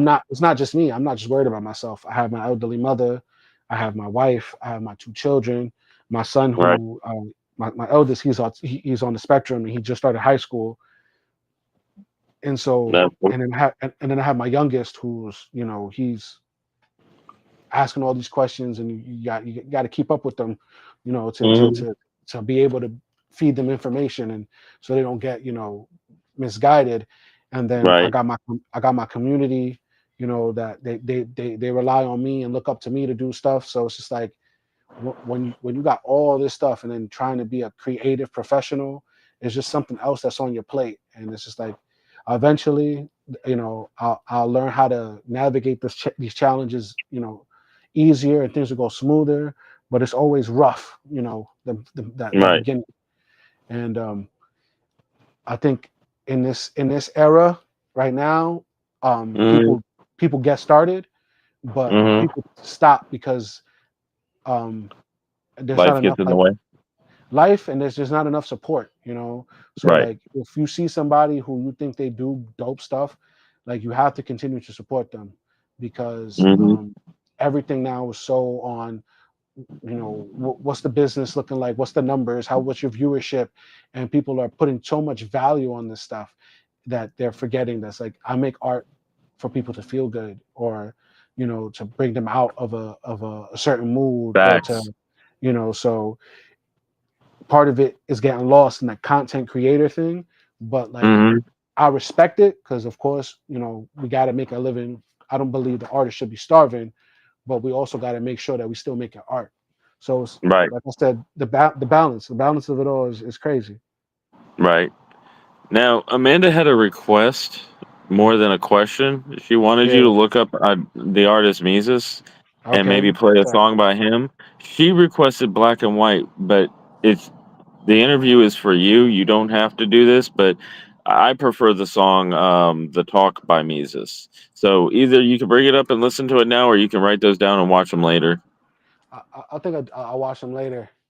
Yeah, because Yeah. like I said, this interview is more about you than anybody else. But I wish. those are two good songs by him. He has a lot more good stuff. They just wanted you to see Check it his out. music because he is that feature on the rundown, so you Okay. know what Cool. you're getting into. All right.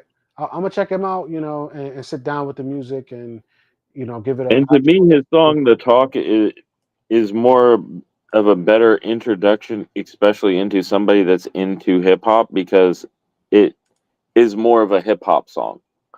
Okay, cool. It's more rap, more message, and everything else. Although all of his songs are message based, that one is more of about music in general.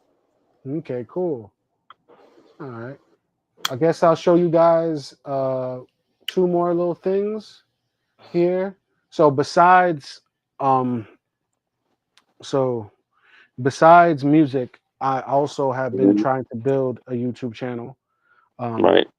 I currently have a channel. I have 360 subscribers, but it's been a while since I really posted anything substantial onto my YouTube. As of recently, it's been mostly streams, video game streams, and like performance videos. I do plan to post some documentary and short film style stuff on here. Um, Hmm. I kind of use my YouTube as not only just like my music, but it's also like a video reel. So I want Right. to share. I'm gonna share. So this is some of my camera work. This is a commercial that I filmed for a local business in the Hmm. Bronx. So I want to show you Gotcha. guys what I've been doing. I also made the beat for this, so that's funny. Nice. Yeah, so I I I just love making stuff like just I Hmm. love creating. So this is for Casa Restaurant in the Bronx. This is in the Throgneck section. Really great food, really good people, and check this out. Gotcha.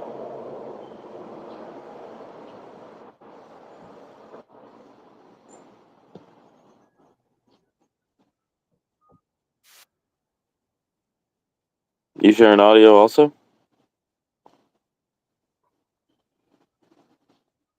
Because I'm not hearing anything. Oh, okay, hold up. Let me run it back. Let me share this tab instead. Right. There you go. There we go.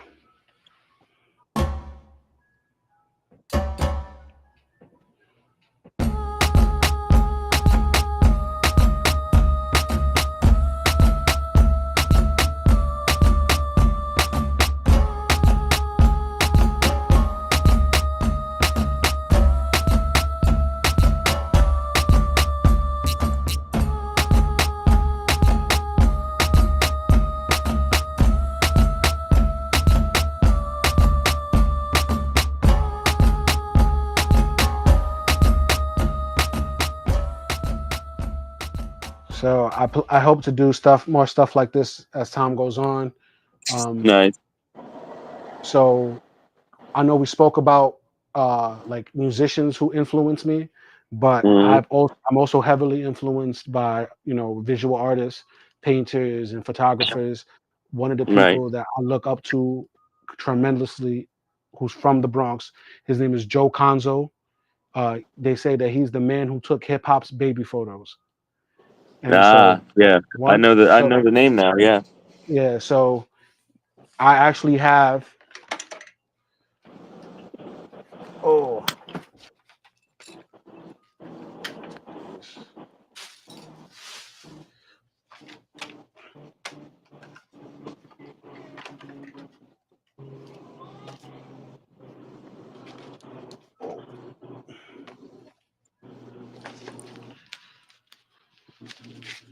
all right. My bad, my bad. But All good. I actually have his book, Born in the Bronx, that is a photo compilation that he took pictures of, and this was a gift that was given to me by my lovely wife, and it was signed by him. So I got a signed copy of this book by this Nice. photographer that I think does tremendous work. And as I'm also sharing this,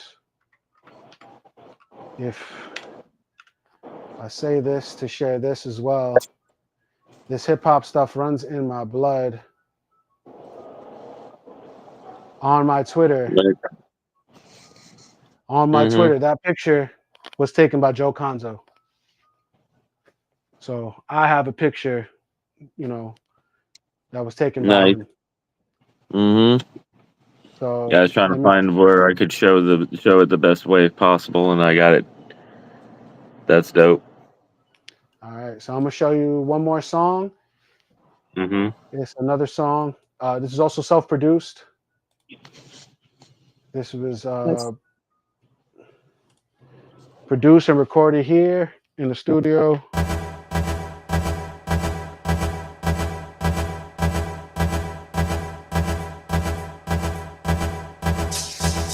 If you gon' team up, deal team up. It's small food for me. It's small food for me. I'ma really clean up, get the sweeper, automatic red beat. Automatic red beat. See what you mean?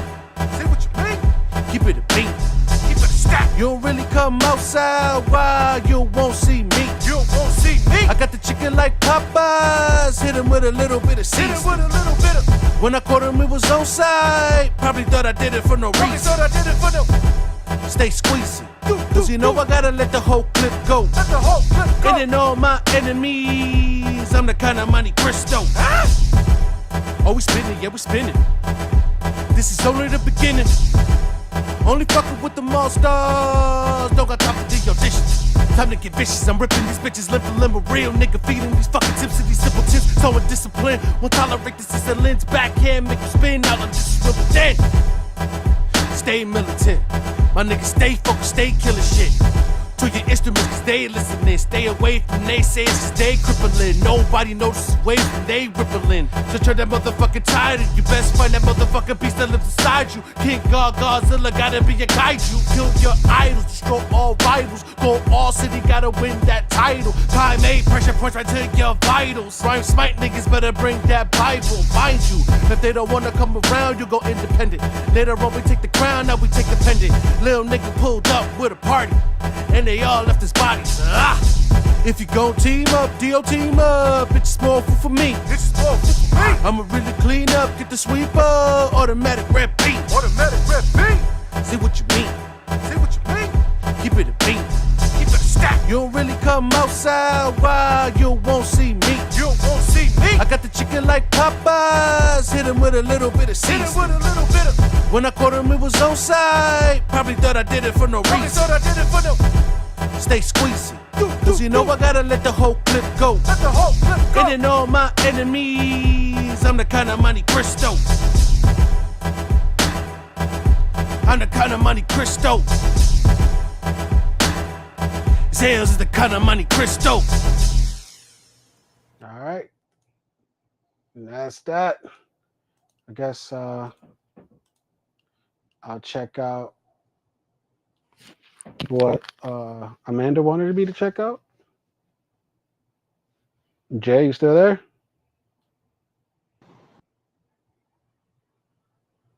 Hello? Oh no, what happened? Yeah, I'm here. I was just Okay. muted to let the song play, and it didn't Okay. take off the muted mic whenever I tried first.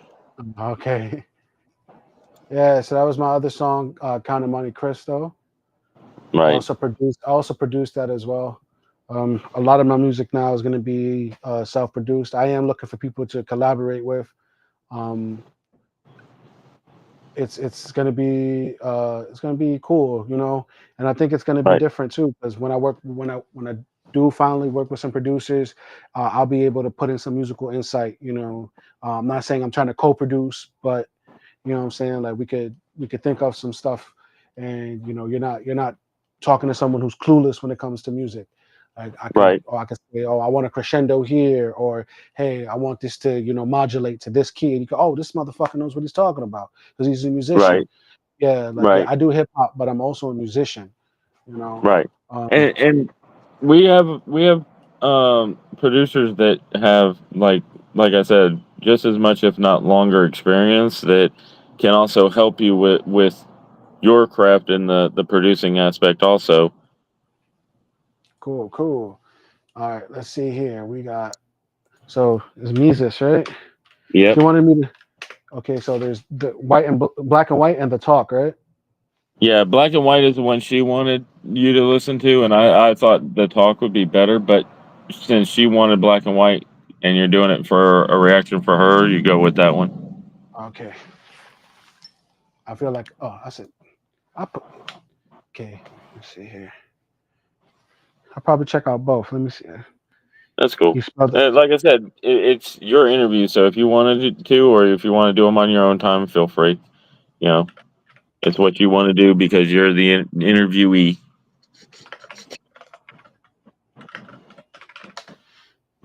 Okay. All right. Saint Mises. All right. Yep. Okay, so view tab. All right. I'm gonna throw this on. See, this is a reaction, folks. So this is Hmm. I got me reacting on somebody else's stream. Look at that. I've heard this for the record, so this is All right. purely for your reaction. All right. Let's see. Okay, let me see. Let me see if I can move my camera just a little bit. So because my screen's up that way. You know what? Oh wait, damn, I don't have that You thing need on me there. to change the layout or anything? There we go.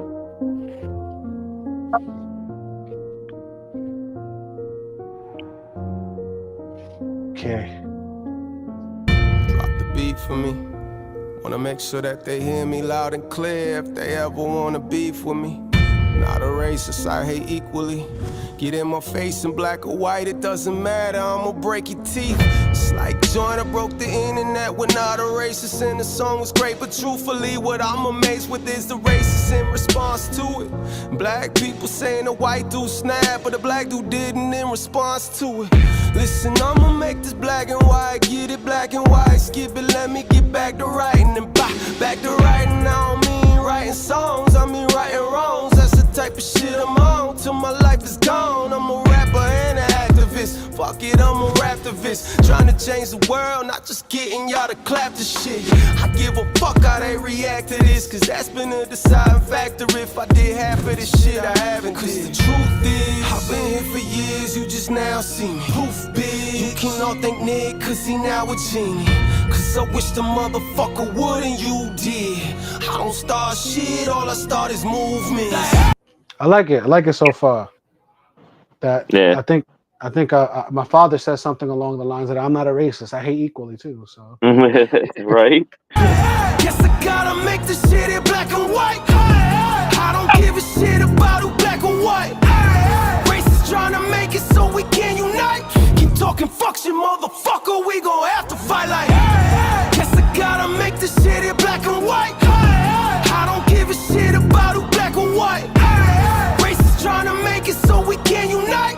Keep talking fuck shit, motherfucker, we gon' have to fight like. Fuck all that race shit, fuck all that bait shit. I ain't with that fake shit. Come say this shit to my face, bitch. I ain't good with them keyboards, but I'm good with these, boy. Grew around them D-boys, I'm motherfucking OGs, boy. Broadnecks, Calhoun, Sterling G, A-Wall, Promise, you test, your ass will fall. Oh no, I ain't with that fuck shit. Want one thing, crown me, your boy's blessed. I don't mess around with that luck shit. This all God and that's on God. I'm on God like riches. I ain't even rich yet, motherfuckers want my riches. I hit ditches and potholes, been a long road around Satan. Then Nick fired off, I fired back somehow. That's clout chasing. Wow, I've been here for years, you just now see me. okay, I feel like there's something there that Yeah. I need. Yeah, he had a beef with Nick Cannon for a little bit. Oh, like fuck Nick Cannon. So all right, so I love my black folk.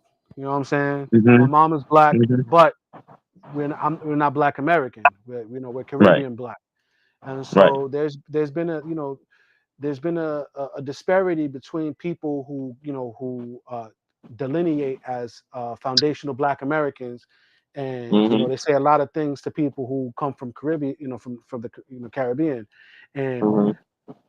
I although Which I never understood. I recognize the cultural significance that that these people played in America, Hmm. because Right. hip hop is a black musical movement, um See, jazz, I don't but feel that though. I'm not, that's the thing, I'm not saying it's for black people, it was just created Right. by them. So that's Well, when I no, say the when I say it's black, I'm saying it's because it was the I people who feel created it, I got a were train coming. I'm gonna have to yeah, mute. no problem. They were predominantly black, but that's not to say that the culture must stay with those people. Of course, culture is going to be culture cannot grow if it's not adopted by other people, and a lot of the things that are part of hip hop culture or rap culture or other things come from other places too. So those are not just black things or white things or whatever. Where you're from, what's going on there, they all play a very important part in in cultural movements, because you know like hip hop started, you know people all say hip hop started in the Bronx, and that's because of the cultural significance of what was happening in the Bronx during the time of its inception. So of course, all that gets credited, but hip hop is was at one point the most popular genre of music globally. So it went from the Bronx and became a global thing where now you got Japanese, artists making songs with, the top charting artist here. So it's dope to see that growth. Oh wait, hold up. I heard something. Right, Yeah.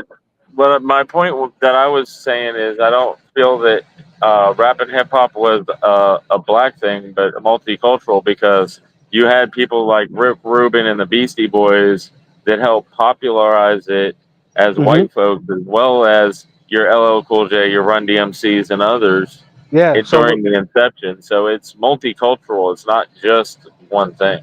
well, I would say that Rick Rubin and the Beastie Boys helping popularize it came after. You know what I'm saying? But Mhm. of course, like I've said, um, the people at the point of inception were predominantly black. You know what I'm saying? Yeah. Um, Okay, I can get with you with so saying that's that so that's predominantly. so Yeah. yeah. So that's all I'm saying when I'm saying it was a black movement. I'm saying it was started by black folk, but I'm like it didn't stay there. It became a Right. global thing. Um, Right. but I appreciate the cultural impact that black folk Right. have contributed to.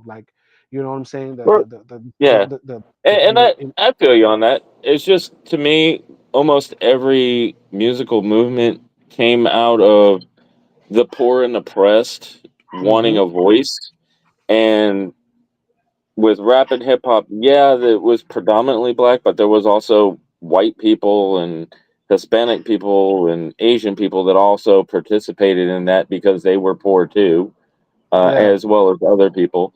The same thing when country music formed, it was predominantly, uh, the poor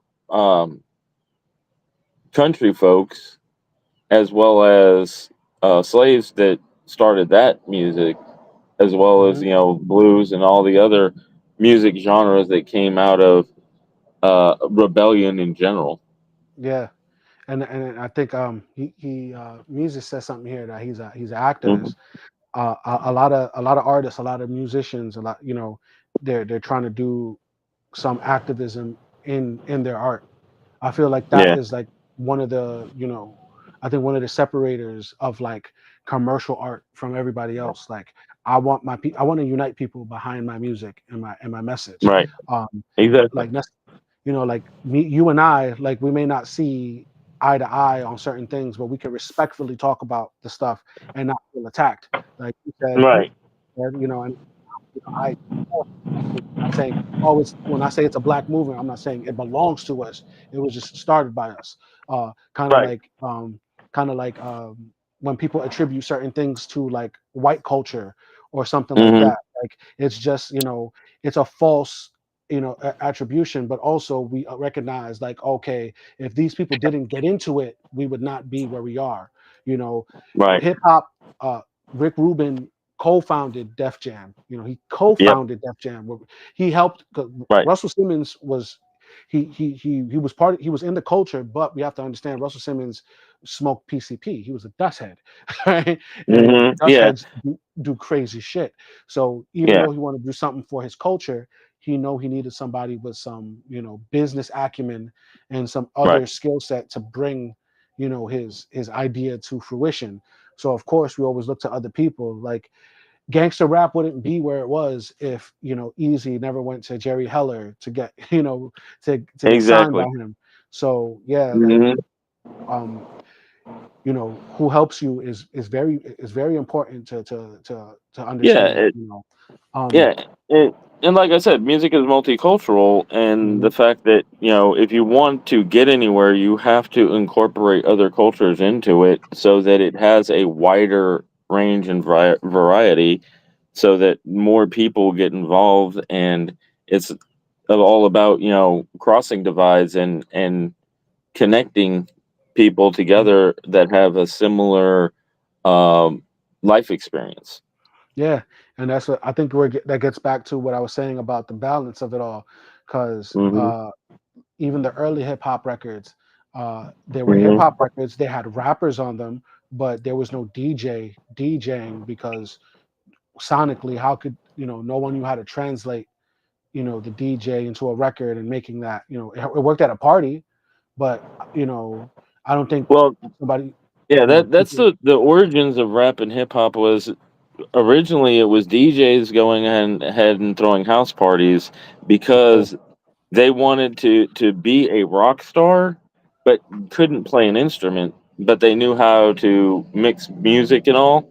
And then they started doing tricks and everything, and people would get behind it to a degree, but then they realized they needed somebody to keep the crowd hyped up, and they got MCs or rappers involved, and that's how it evolved and elevated and went on the way there. Because in the early days of rap and hip hop, you had your rappers always shouting out their DJs. Uh, yeah, LL Cool J shouted out Colt Creator in his raps. Fresh Prince would shout out Jazzy Jeff, and so on and so forth with all of the rap in that early days. And then as we've gotten away from having live DJs or DJs mixing songs for rappers to rap on, and it being produced, for lack of a better term, it feels that it's gotten very lukewarm. yeah. So this actually reminds me of a book I'm actually reading. So there's Hmm. I've been reading Dilettime Hmm. by Dan Charnas. So it Hmm. gets into a lot of like the history of like production and hip hop and stuff like that. One of the things too is like uh, when as an artist you always got to know about like art and the different movements is so like reading and Hmm. checking out different artists that are not less necessarily in your purview, Right. always looking at different shit, because so many people like you write yourself into a box, you put yourself into a box when you don't Right. learn about like how others do things.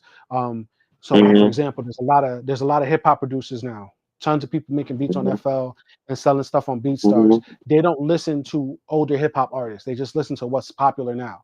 And so Right. when people tell them, "Oh, this is," when you hear a sample that it goes off because some unknown producer sampled the song from back in the day, and people are wondering why do Hmm. people like the song so much? It's like, oh, because there's a nostalgia for the song, and you know they Right. they they sampled it at basically the most opportune time to maximize its catchiness and Hmm. um Hmm. like they thought about art, and they thought about strategies, and because art is about technique, technically. um so like how do you finesse it? So like learning about other artists and seeing what they're good at and what they do will broaden like your skill set so you can do things that people won't expect to do. Right. And so that's why I listen to like so many artists. I can't Right. just listen to just rap, even though I love 90s boom bap.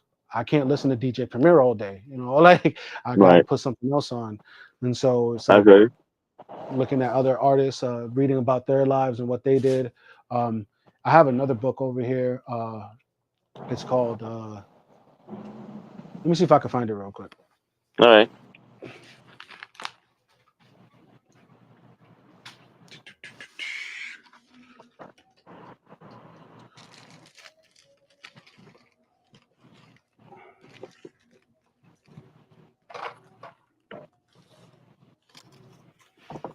Boom.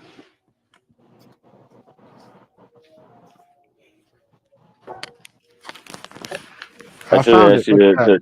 I should have asked you to go ahead and finish playing out the music while you were looking for your book. Yeah, I found it though. It's called "Love Goes to the Buildings on Fire." It's about Nice, the New York music scene in the '70s.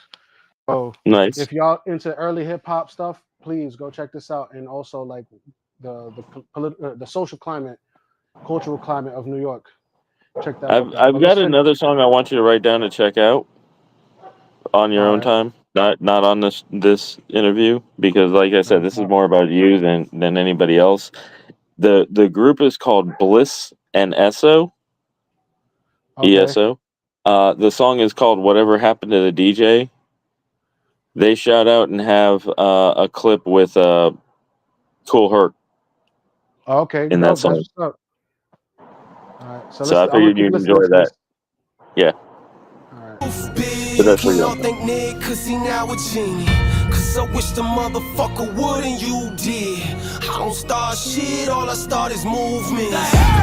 Guess I gotta make this shit in black and white. I don't give a shit about who black or white. Racists trying to make it so we can unite. Keep talking fuck shit, motherfucker, we gon' have to fight like. Guess I gotta make this shit in black and white. I don't give a shit about who black or white. Racists trying to make it so we can unite. Keep talking fuck shit, motherfucker, we gon' have to fight like. Hip hop's my DNA, write a new song to a beat a day. Wrote this shit in my fucking head, drop it to the lab, boy, keep playing. Yeah, keep saying I ain't got bars, when I chop bars I win #1. Yeah, keep saying it's dumbed down, ain't my fault, y'all fucking dumb. But I'm fucking done holding back, I'm going back to the shit that I love to do. Fuck me then fuck you, Okay. that's All what this right. shit come to. Got guns, I got guns too, there's no way to run to. And plus I don't run to the whole different breed, cause I live when I'm speaking. Even if it means that I could have been bleeding. Ain't leaving them seeing until I ain't breathing. So hate all you want, long as skin ain't the reason. Truth is, I've been here for years, you just now see me. Proof big, you can all thank Nick, cause he now a genie. Cause I wish the motherfucker would and you did. I don't start shit, all I start is movement. Guess I gotta make this shit in black and white. I don't give a shit about who black or white. Racists trying to make it so we can unite. Keep talking fuck shit, motherfucker, we gon' have to fight like. Guess I gotta make this shit in black and white. I don't give a shit about who black or white. Racists trying to make it so we can unite. Keep talking fuck shit, motherfucker, we gon' have to fight like.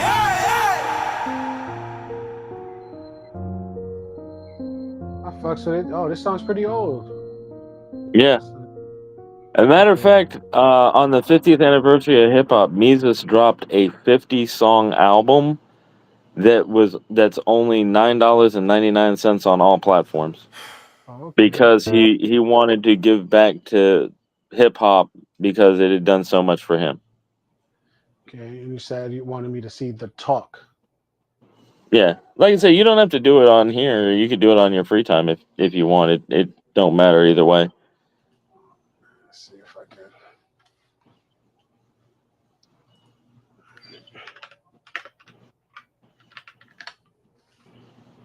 Okay. Oh, this is 4 years ago. Mm-hmm. All right.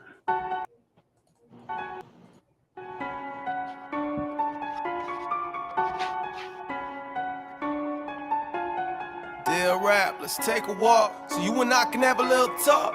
Word is you ain't doing well. Well, I'll be damned to make two of us. I made plans for the two of us. Fuck a minivan, I want a tour bus. Oh, you don't want that? You through with us? How about I kill us both? Bet that blew us up. I mean, blow us up. I'm screwing up like every day. I'm rude as fuck to the wrong people, like a gone evil. Think I harbor demons. That's true as fuck. Who a joking at? You a joking tracks. You get killed by the shit that I ghost in tracks. Y'all don't even know half the shit I rolled on tracks. But time will tell. With shit, least I'm hoping that. Now these pricks want $1, I ain't rolled them back. And these chicks wanna holler, I ain't rolled them back. But please forgive me, I've been busy taking romantic walks down railroad tracks.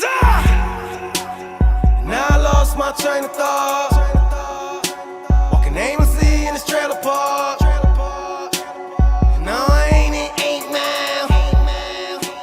And no, I wear no paint and smile. He sounds like NF, but saying MF for effing lot. Was that an effing shot? Well, I don't effing know, but I'm the next to blow. So kiss my ass, bitch, X and O. All my exes know I'm the nice guy. Till you cross the line, then I wipe my eyes, goes pitch black, and I black out. And that's not rap, bitch, that's life. That's last night, that's every day. I'm a basket case, about to catch a case. If I'm a rap on Facebook, tag my name and shit. You dropped your song, wow, congratulations. I don't give a fuck, I don't listen to it. I don't rap to make fuck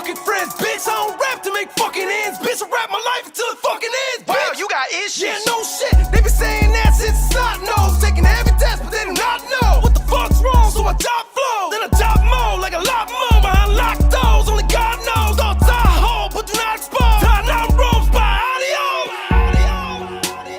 Now I lost my way in life. I say I am, but ain't I? I'm supposed to be a role model, but I don't read my own Bible. No way, ain't another motherfucker like me. Go away, I don't give a fuck if y'all like me. Don't play, show up to your show like fight me, bite me. Y'all already do it when I'm writing. Okay, I am all done with being silent. Okay, either that or I'ma get violent. Don't play, fuck that, I'ma just dive it, cause I've been quiet a long fucking time, man. I ain't gonna wait no more, I ain't gotta make no more music. Got enough piled up, I can make a store, and you ain't gonna take no more, cause I ain't gonna take no more fuck shit done with these crumbs, I'ma play no more. Mr. Nice Guy, I've been calm long enough, don't believe me, feel free to call my bluff, but believe me, you need to call 911, so police on the scene, cause I don't run, y'all don't want no fucking part of me. The heart to bleed is arguably the heart that needs to start to beat, for y'all to see the heart I'm seizing, not to see, just calling me, cause I've been sent here to save rap, cause the grave has its grip on it, shit. I mean, it's grip on you, for a minute I forgot who I was talking to. Cause lately I've had chats with God about these voices, but they haven't stopped. Tell if it's helping the rap or not. Guess I'll know when the album drops.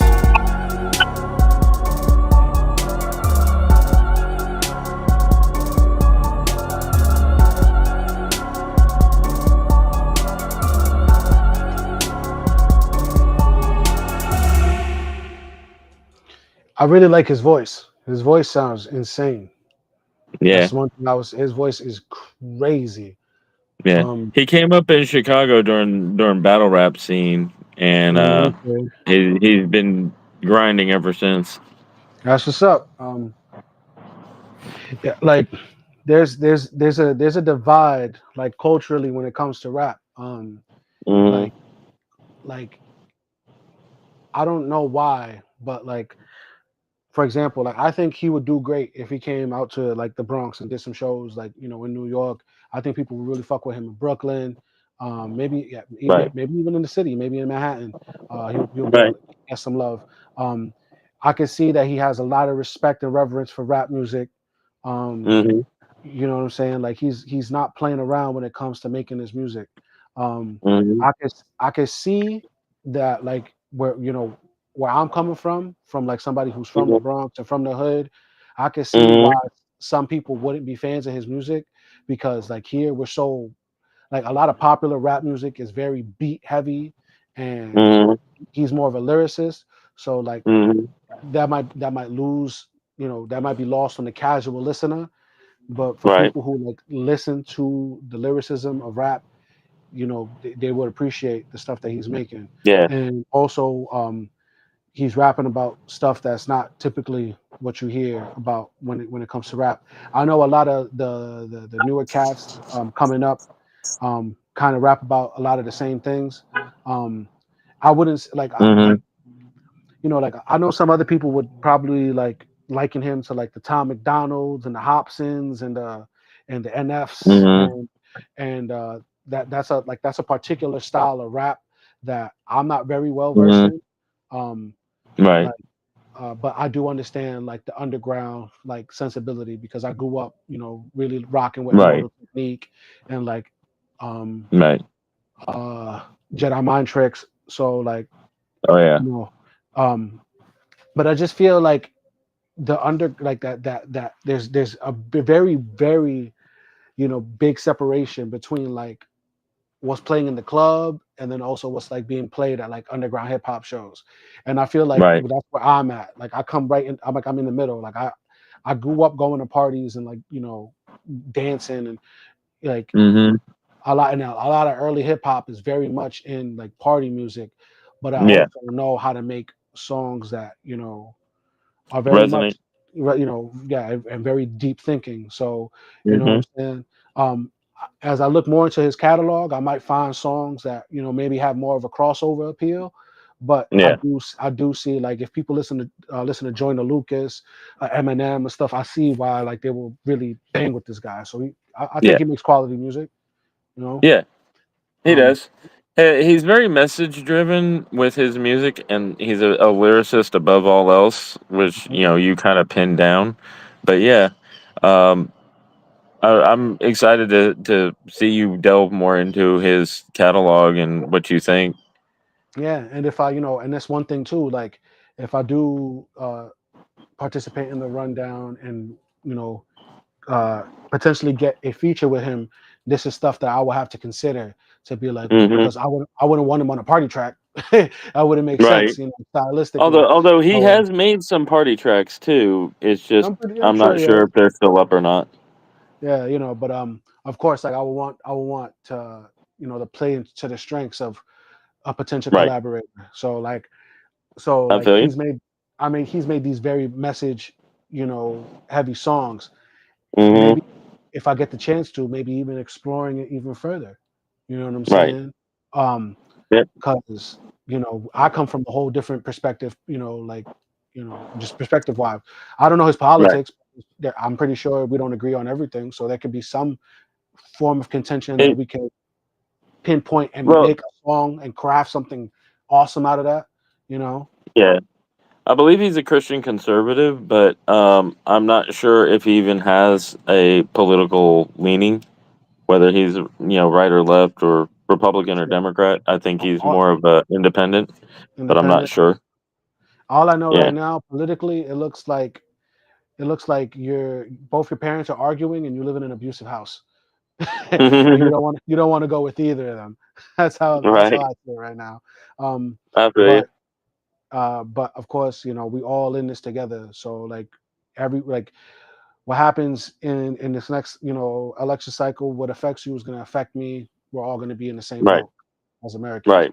And so I do feel like we do need to Yeah. uh, in a place where diversity like occurs. We need to understand, like, we need to consider all angles. Um, Hmm. so I hope that, like, the art that comes out in the future, helps connect that, like, Right. people start to I see feel you. across the aisle, because Right.